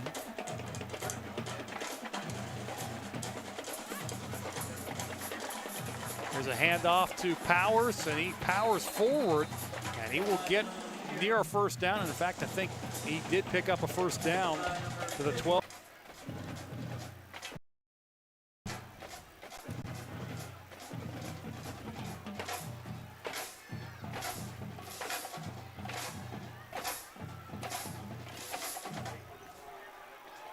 Clock ticking down to 3.5. Here's a handoff, Montgomery. Nice cutback, spinning and getting down to the 6-yard line. As Tyler Holland in on the tackle, but a nice job by Montgomery. It seems like all the running backs have really good vision for Marysville. Well, and they run very hard. You know, I've heard Marion talk about, you know, the goal is don't be taken down by first contact. They are not. None of them. Yeah, and it seems like they always know where the blocks are. It just speaks to the, you know, the coaching that happens on for Marysville as well. Flag thrown here on 2nd down. Johnson trying to get the corner, dives to the pylon. He will come up just shy. Couple flags thrown in. This one likely coming back. See if the officials saw the same thing.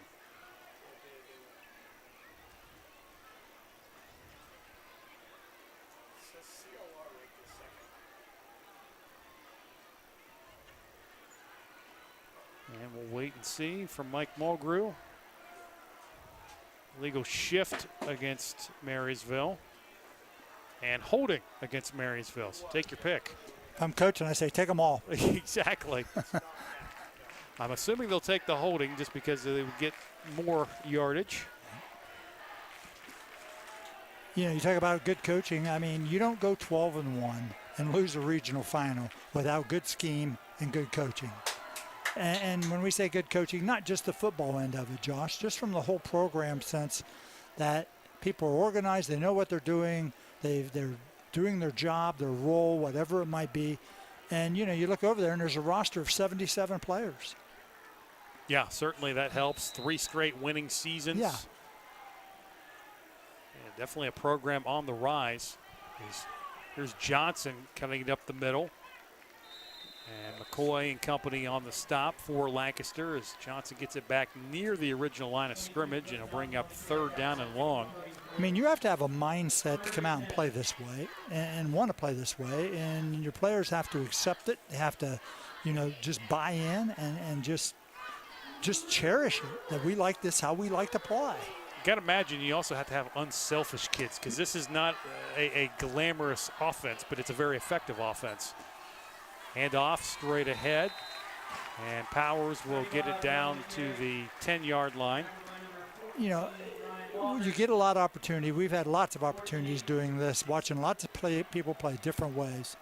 And you know what? As long as you can teach it and your kids are believing in it, it can work. So Monarchs will line up for a field goal. Xavier Heller looked like he had a pretty strong leg in the extra points and the kickoff, so they'll put it down at the 21, we'll say, so 31. It looks like he's about the 16 or 17, Josh. Oh, I'm sorry, yeah. I got my angle wrong there. Kick is up, and the kick is good. Yeah, that's pretty strong leg. Very strong leg. So Heller will put it through the uprights and give Marysville a 17-0 lead over Lancaster. And guys, I know Marysville would have loved to have the points on that, but possibly just as important on that is the time of possession that they just used. Of course, now, we don't have the benefit of seeing that, but I've got to think a lot of time was just taken off the clock on that drive, shortening the game for the Gales and giving them less of a chance to come back. Not to mention the fact it's a 3-score game, getting points and taking time, really crucial there for Marysville. Exactly. And let's give a shout out to Buffalo Wild Wings. Thanks to Larry Tipton and the crew for great food, great service, and the best sports viewing in town. It's all at Buffalo Wild Wings in the Plaza Shopping Center on North Memorial Drive in Lancaster. Coming up here at the end of the 3rd quarter, got a real cool play to show you from last week's action, and really crazy finish in the OCC between Westerville Central and Westerville North. We'll take a look at that at the end of the 3rd quarter.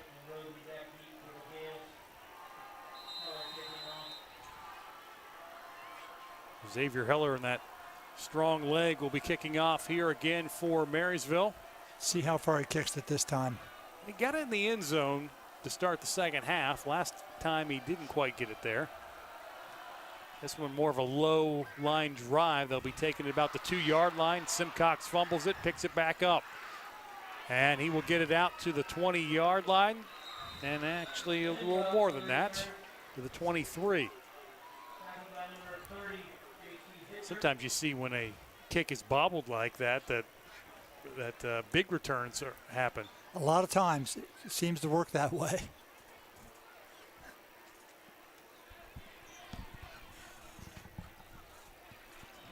Gales will come out trailing by 17 with 1:25 to go, just trying to get some points for the first time this season. Shutout in their opener, shutout in the first half, and almost 3/4 of this game. Van Gundy out in the flat, quick hitter as Miller tries to turn it upfield to the 35 and out of bounds. And Alex Miller is going to have a first down.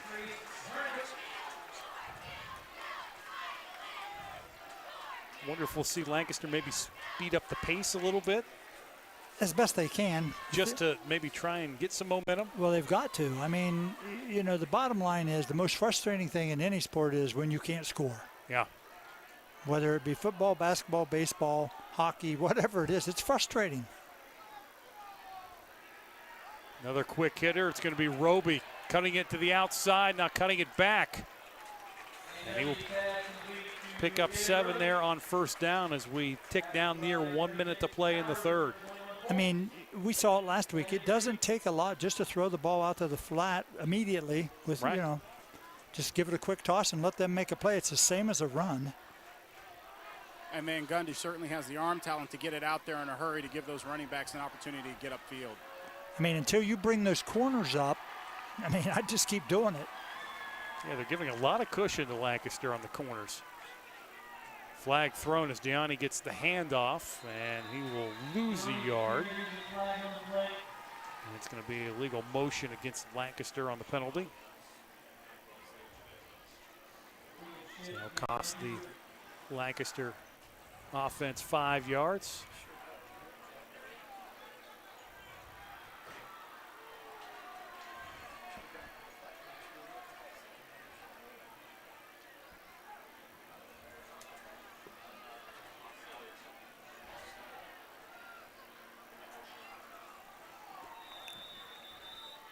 Clock ticking down to 30 seconds here in the third.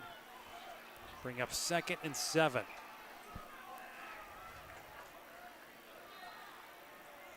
And Gundy will work out of the gun. Dumps it out in the flat. Miller trying to turn it upfield. And can't quite get to midfield. Nice play made defensively by Braden Deere. Yeah, really good blocking out here by the receivers. And that will take us to the end of the third quarter with the score Marysville 17 and Lancaster nothing. Well, teased it a couple of moments ago, but crazy finish last week in the rivalry game between Westerville North and Westerville Central, as Westerville North scored late in that game to a 2-point conversion to go up 20-17, and then they had the kickoff, and then taking it over around the 30-yard line was Westerville Central, and here's the play. 5 seconds to go. A little hook, a little lateral, and off to the races goes the receiver, and Westerville Central pulls out the unlikely win on the last play of the game. Just look at the excitement on the sidelines. The kids on the sideline. Here's another look at that play. And you'll just see right around the 40-yard line that play was executed. That had to be something they had to work on. You have to practice that, yes. You know, it happened here one year when Lee Owens was coaching, and I saw it against Fremont late in the game, and they ended up winning the football game due to it. Wow. 23-20 the final in that when Westerville Central got the win in week 1, and they'll never forget that game. As it's third down, as we're back to live action, and not quite picking it up was Van Gundy on the keeper. Yeah, you got to play for it right now. You have nothing to lose here. Certainly a place on the field, too, that you can go for it.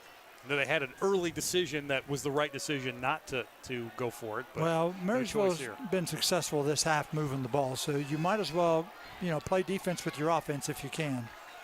And the Gales are going to burn a timeout with 11:33 to go in the ball game. A crucial 4th down coming up on the other side of this timeout. And that'll give us an opportunity to acknowledge our crew tonight. I want to thank all the fine folks making it happen behind the scenes. Our director, Bob Campetti, in the truck, alongside Shane Messina on graphics and Donnie Ziegfeld on scoreboard.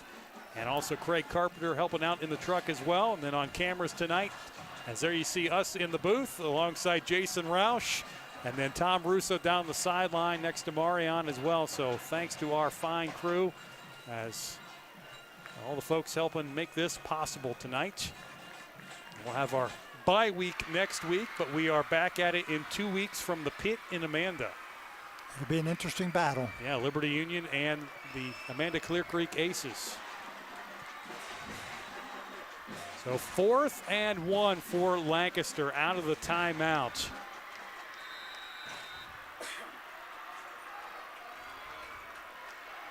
Van Gundy back to pass, throws over the middle, incomplete.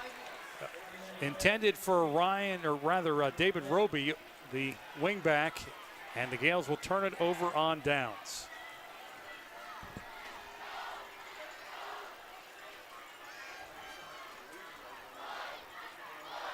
Okay, you got 11 minutes here, 11 and a half minutes. You got a battle. Yeah. If you're Lancaster's view, if you're Marysville, you want to put together a drive that just kind of finishes the thing off. They have been doing that for the most part in the second half, really imposing their will. Seeger will work under center, hands off to Johnson. And he will push the pile forward. And looks like someone lost a lid out there.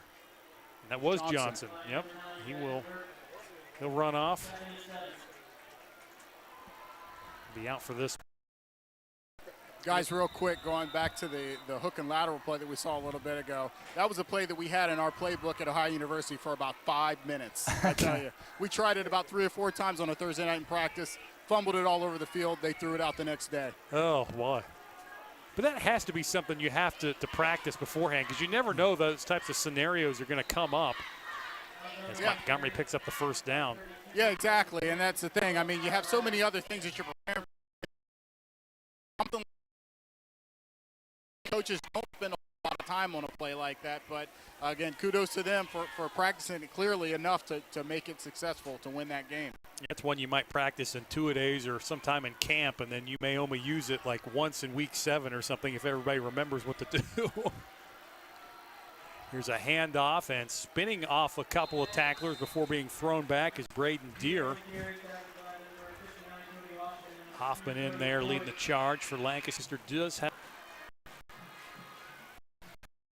they play tonight as here's Powers moving forward, and he's going to have another first down for the Monarchs. You know, generally, and I asked Coach Johnson about this, and I'm sure most coaches would agree, your biggest improvement is from week 1 to week 2, because that first week, regardless of how many players you have back, you have different leaders, you have different players playing different roles possibly. You don't know. Right. You know, I always say when you cook popcorn and dress the cheerleaders, you're not sure how they're going to play. And you don't know. And after that first week, you got an idea and you have film, you can learn. And the same thing here in the second week. You know, you got a lot to learn. And you wonder, too, is it a situation where players just assume, okay, we've, had 3 successful years in a row. Do we maybe mentally not buy in as much as you normally would until after you have a little bit of a reality check? Well, you know what? You have to go through some adversity to be good. I believe in any sport, if you face adversity and you handle it the right way, go back to work, put your mind to it, and just dig down, you get better. And isn't that the goal, to make sure you're better? You can't control the scoreboard. You can't control a lot of things, but if you do things right, it'll take care of itself. Johnson carries it on second down. We'll get back to the line, and that's about it. Give credit to Lancaster's defense. Certainly they've got to feel some frustration that, like a pitcher not getting run support, but they are still battling like out there. Like I said, they've played well tonight. And like when you don't score, it's frustrating. So you have to look beyond that, okay? They had some positive plays tonight. Some good things happened. They got to build on those and make improvements on the areas that need it. Third down, jet sweep. Johnson cuts it up and will not get to the first down. He got to the 21.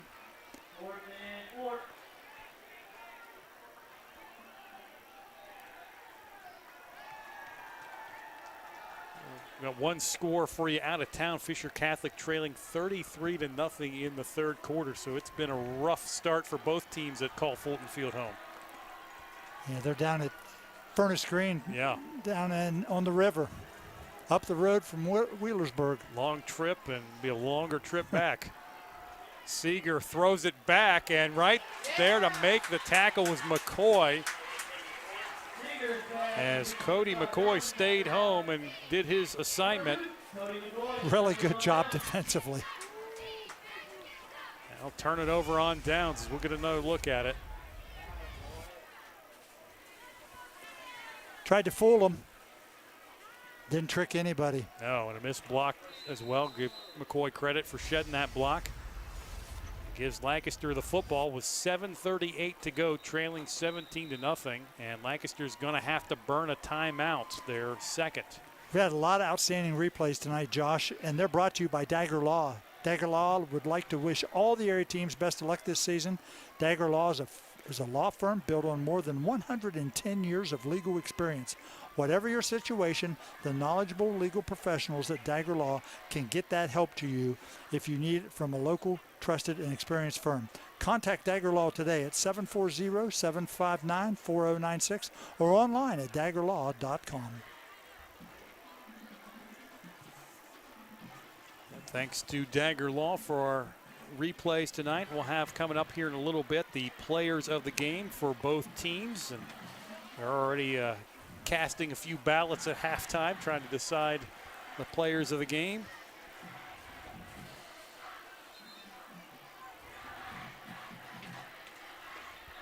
So out of the timeout, Lancaster will have it 1st and 10 after stopping Marysville on downs.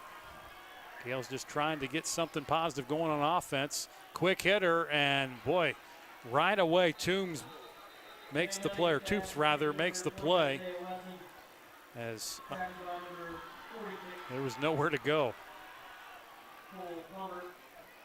Now that's coming up and playing the play. Yeah, absolutely. Hey, Toops that has really played well on the corner tonight, making some nice plays in the passing game, breaking up some passes. Well, you've said his name a lot. Yeah.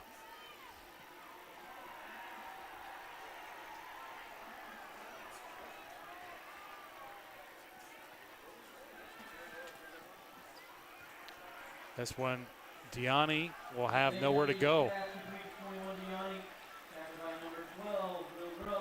Grubb's in there on the stop for Marysville. Diani gets up a little bit slow and will come off. And bring up 3rd and long, and Lancaster's been in that way too often tonight.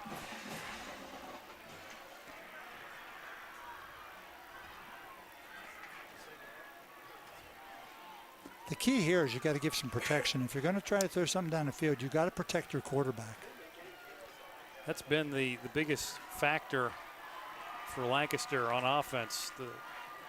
It's just the line play has been a little struggling tonight. Van Gundy throwing over the middle. Catch is made across the 30-yard line and spun down as Dylan Bird on the reception. Still coming up short of the 1st down marker. Get another look at that play.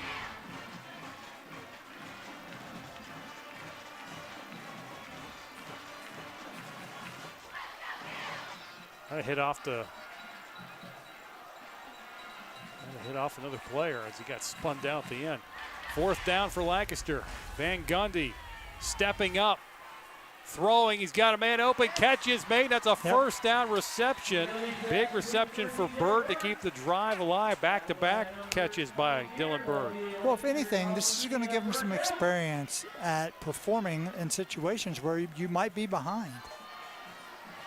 And guys, absolutely. I can't, again, just how impressed I've been with Trace Van Gundy. He has certainly looked the part tonight. And again, something totally different that we've ever seen from a recent Gales team. Van Gundy dumps it out in the flat and off of the fingertips of Alex Miller. Another score for you another score from Bloom Carroll leading John Glenn in the 2nd half, 28-12. That doesn't surprise me. Yeah. John Glenn struggled last week. They got beat by, I believe, Fort Fry at home. They graduated a lot of players from a very good team last year. And Bloom Carroll, we all know about Bloom Carroll. Yeah. You know, they just got to find some people to score for them. Their defense is going to be sound. That was the big question. You lost a lot. There's a high snap. Van Gundy had no chance on that play. There's a high snap, and the rush was to him nearly before he got it.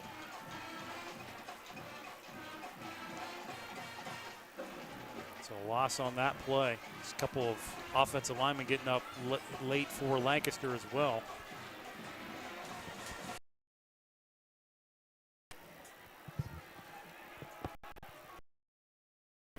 Lakewood 14-7 at the half. Last update we got from there.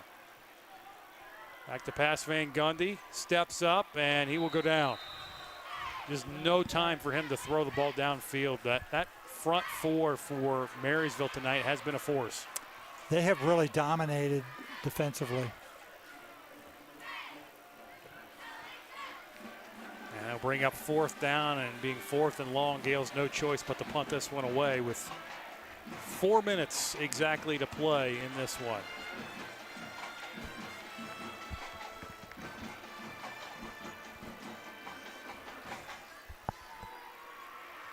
J.D. Thomas will punt this one away. Nice kick out of Thomas. This one will hit at the 26 and take a nice Lancaster roll. Good roll on this one. Inside the 15 before it's touched up. That's a 50-yard punt. That's, yeah, you'll take that every day. I mean, it's one step and kick too. You know, he's not really lengthy with his steps. Penalty flag on the play as well. And a sideline warning against Lancaster. Well, let's talk about our players of the game, which tonight's Marysville player of the game is brought to you by Bay Food Market.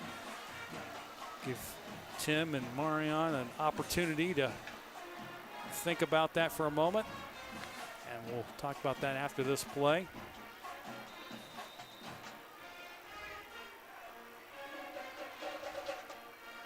Jet sweep out on the edge and breaking this one on the sideline is Smith, and it's here. Smith lost the ball out of bounds at midfield. Lucky he lost it out of bounds. Big gain, though, for the Monarchs. Were they at the 13? Yeah. 37 yards. We'll get another look at it. They have just worn them down. Now you put a little speed there. Looks like somebody got... Good job. Yeah, nice play there. Really good job. That was number 32, Gavin Smith. There, stripped it out. And here's Powers. Really starting to wear down the defense now. So our player of the game, you think, for Marysville, Tim? I think number 36 is the player of the game. Both sides he has made his presence felt. He's impacted the game from both sides of the football. I would say more so on the defensive side even. Yeah. So congratulations to Colton Powers, our Bay Food Market player of the game.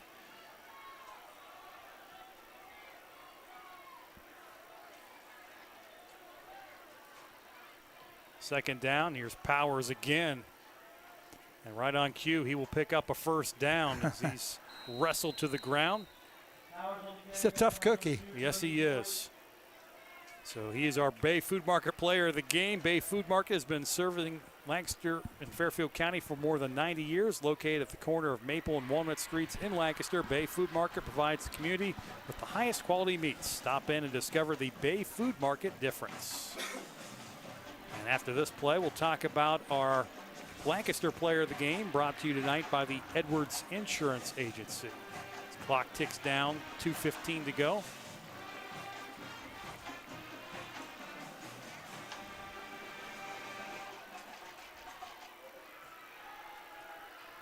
And it's going to be a handoff, and Smith's not going to go anywhere this time. So our Edwards Insurance Agency player of the game, specializing in providing personalized insurance coverage that meets the needs of our individual clients. Contact Todd or Dale Edwards today. That's the Edwards Insurance Agency. Marion, would you like to weigh in on the player of the game? Yeah, you know, again, the score may not show it, but I think Lancaster's had some things that they can build off tonight. Gunnar Richards played a really nice game from the defensive side, also made a play or two on the offensive side. I think Gavin Smith played a tremendous game on the defensive side of the ball at linebacker, but I've got to give player of the game to Trace Van Gundy. I think he's done an amazing job. Again, adding another layer, another dimension to this Lancaster offensive attack. He was really the lone bright spot in the offense tonight, able to move the ball up and down the field, did a really nice job, gives them hope going forward in the season. Not to mention, and we'll make it unanimous up here, not to mention his toughness tonight, because certainly he's taking a licking in the pocket at times. Yes, absolutely. He's just, again, as I said before, he has really looked the part, and it's been really a breath of fresh air. Again, we've been so used to this Lancaster ground and pound attack. It's nice that they can add another layer dimension to with a talented quarterback like Van Gundy. We are inside of 1 minute to play. 3rd and 5 for Marysville. Whistles stop the play. And Marysville will burn their first timeout of the night with 47 seconds to go. As after getting shut out a week ago, the Monarchs looking like they're going to shut out Lancaster. Gales, things don't change, barring a miracle here, will have lost their first 2 games of the year for the 7th straight season. Hard to believe. That's hard to believe. I think it's hard to do. Yeah, well, but they you look at their schedule. In defense, they play great people. Yeah. You know what? And they should. Sure. It's a proud program here. It's a proud school district. You line up and you play. Yeah, you just got to get over that hump somehow. We understand now Fisher Catholic trailing 40-0 in the second half of their game at Franklin Furnace Green. So, boy, just tough for both teams here at Fulton Field this year. And they're still, it's only week 2, but there's, certainly a ways to go to get improvement. It is, but you got to go back to it, put your nose in there, and get better. Hand off there on 3rd down. And Marysville will have to run looks like they may not have to run one more play as they just start the play clock inside of 40 seconds. So it's kind of the nice thing about the new 40-second play clock they unveiled a couple years ago. Yes. Just don't add a shot clock in high school basketball, whatever you do. What's wrong with that? It doesn't make the play better. We'll have that argument in basketball season. Don't worry. I'm a big proponent of it. No, not for high school. Not for high school. And what you found out in college, Josh, and we'll hit that point later, is they're not scoring more points. No, that's true. And they weren't. Probably other factors for that as well. But anyhow, that's the end of the ball game as Marysville defeats Lancaster. Final score 17-0. Again, Tim, as we talked earlier, some good takeaways for both teams. Obviously, Marysville is going to feel a lot better about themselves, getting the win, getting on the scoreboard. Certainly some positives for Lancaster, but they would just probably feel a lot better about themselves just to get some points on the board. Yeah, like I said, it's frustrating when you can't score, but, they put out a really good effort tonight. This kind of reminded me of the old game we used to play have back in the 70s and 80s. I don't want to date myself too much, but Rock'em Sock'em Robots. That's what this was kind of like tonight. Bing, and then the other guy hits the other guy. And, it was really physical. Great effort by all the kids on both teams. I really love watching different styles of football, Josh.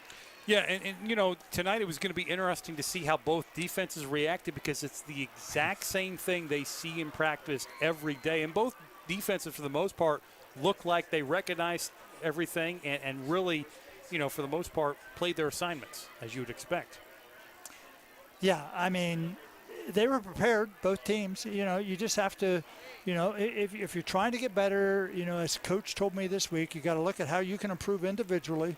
You got to eliminate and become more consistent. Eliminate any errors, mistakes, all those type things that don't, eliminate frustrations and all that do not make you better. And you got to work from week to week to get better. And it's a great life lesson for young people, honestly. Absolutely. Give you a couple score updates while we have a moment. In the third quarter, Rosecrans leading Millersport 41-0. Third quarter score, Liberty Union leading Lakewood now 21-7. Adina leading Fairfield Christian 33-7. We told you about Green big leading over Fisher Catholic. Pickerington North leading Pine Richard out of Pennsylvania 42-0 in the fourth quarter. That was supposed to be a good Pennsylvania team as well. Well, obviously not good enough. Yeah, well, that may tell you a little bit something about Pickerington North being a pretty good team this year. Also, good one in the third quarter, Portsmouth Notre Dame leading Bern Union 14-12. Ooh, tight one. Tight one there. And then Fairfield Union leading Crooksville. Last score was a halftime score, 28-0. Yeah, Crooksville struggled last year. They just have, we talked about their new facility and trying to get things ramped up again, and they'll do that. But, I thought Fairfield Union really showed well last week. They didn't play really well at times, but they showed well by their effort and how they did things. They did things in a proper way. They got beat by a New Lex team that really was wide open and looked very talented. I'll be interested to see how they did tonight with Maysville. Also a third quarter score, big one down in Cincinnati tonight. Pickerington Central trailing Cincinnati Elder 17-7. Yeah, that's if you ever go down there and play up on the hill in Elder on the west side of Cincinnati, you're in for a fight. I bet. Oh, yeah. I've always wanted to go to that pit, but we will not be going to that pit in 2 weeks. We will be going to the pit in Amanda as Liberty Union takes on Amanda Clear Creek. That'll be our next game. We're off next week, so that'll be September 9th, as you see right there on your screen. And we'll have that one for you, and that should be a good matchup as well. And we are awaiting Coach Johnson standing by with Marion. And let's send it down to the field to Marion. All right, thanks, guys. Yeah, here with Marysville head coach Brent Johnson. Coach, great performance tonight, much different from last week, obviously. You talked about coming into this game, you wanted to start fast, play with intensity, and have that consistency. What was the difference tonight with your team? You know, all week, that's what we preached, and our kids bought into it. And, you know, we're young in spots, and we got some veterans in other spots, and it's just a belief in the details and doing it the right way and playing hard, winning every rep. That's really what we really focused on. And I didn't worry about what they were doing. I wanted us playing hard, and our kids played hard tonight. They were great in our process of playing hard and being physical, and I'm proud of them. They responded the right way tonight. Defensively, you guys looked great tonight. Obviously, you pitched a shutout, really flew around, showed that physicality. Talk a little bit about your defense this evening. Well, I just think we were really disciplined with our hands up front. I thought our linebackers were really disciplined with their eyes, and we ran to the football. And, you know, this game is played one way, all in. And our kids are learning how to do that. They're creating their own identity, and I'm proud of them for that. And then offensively tonight, it seemed like you were in a much better rhythm, you know, moving the ball, obviously playing with physicality, and really had the Lancaster defense on its heels most of the night. What was the difference tonight in your offense? I thought our tempo was much better than 1 week ago. I thought we were getting to the line of scrimmage. Things were clear for our kids. They were running off the ball, and our kids were okay with 4 yards. And you know, I know players get greedy. They want that big pop, but it's hard to stay patient. We stayed patient, and hats off to Coach Schoonover, and they play hard.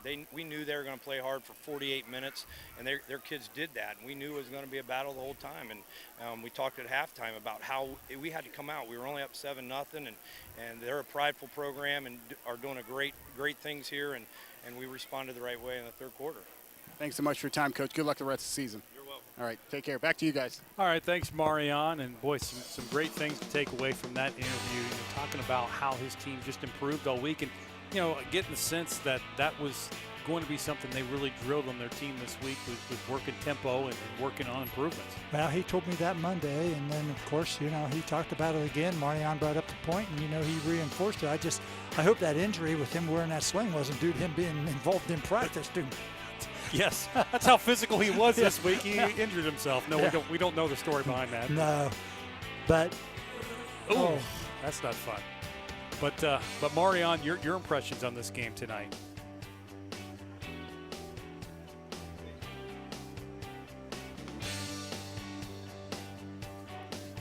Got back on track to the high expectations that they have for their team this season. And then for Lancaster, again, you're never happy with a loss, but I think there are some things that they can take away from tonight. Again, the offense looks completely different than it's looked in years past, and that's going to give them an added dimension, as I said before, to be able to compete in a lot of games that go on a different speed or a different tempo than they're used to. Defensively, they really flew around. They looked good. Just a matter, had some key mistakes here and there, but I think they have some things that they can build on for the rest of the season. Absolutely. They'll try and build on things as they go next week to Olentangy and meet former Bloom Carroll head coach Wade Bartholomew. You know that it's going to be a pretty good offense they're going against. Yeah, Wade will always crank it up and do some things that are a little different.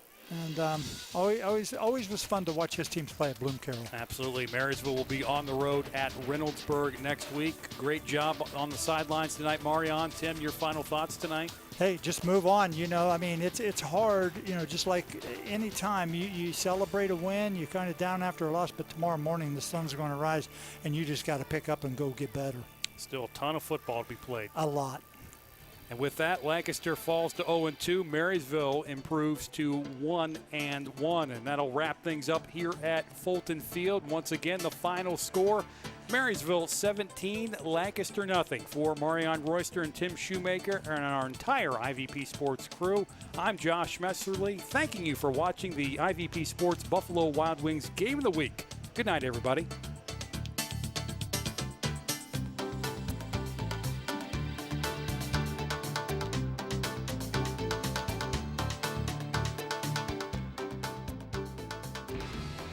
IVP Sports presents the Buffalo Wild Wings High School Football Game of the Week. Brought to you by Buckeye Toyota, Bay Food Market, Fairfield County Adam H., the Savings Bank, Sheridan Funeral Home, Fairfield Federal, Fairfield DD, the Frankie Smith Funeral Home, the Edwards Insurance Agency, Dagger Law, The Carriage Company, Personal Touch Party Rentals, North Body Shop, Fairfield Medical Center, and Buckeye Lake Marina.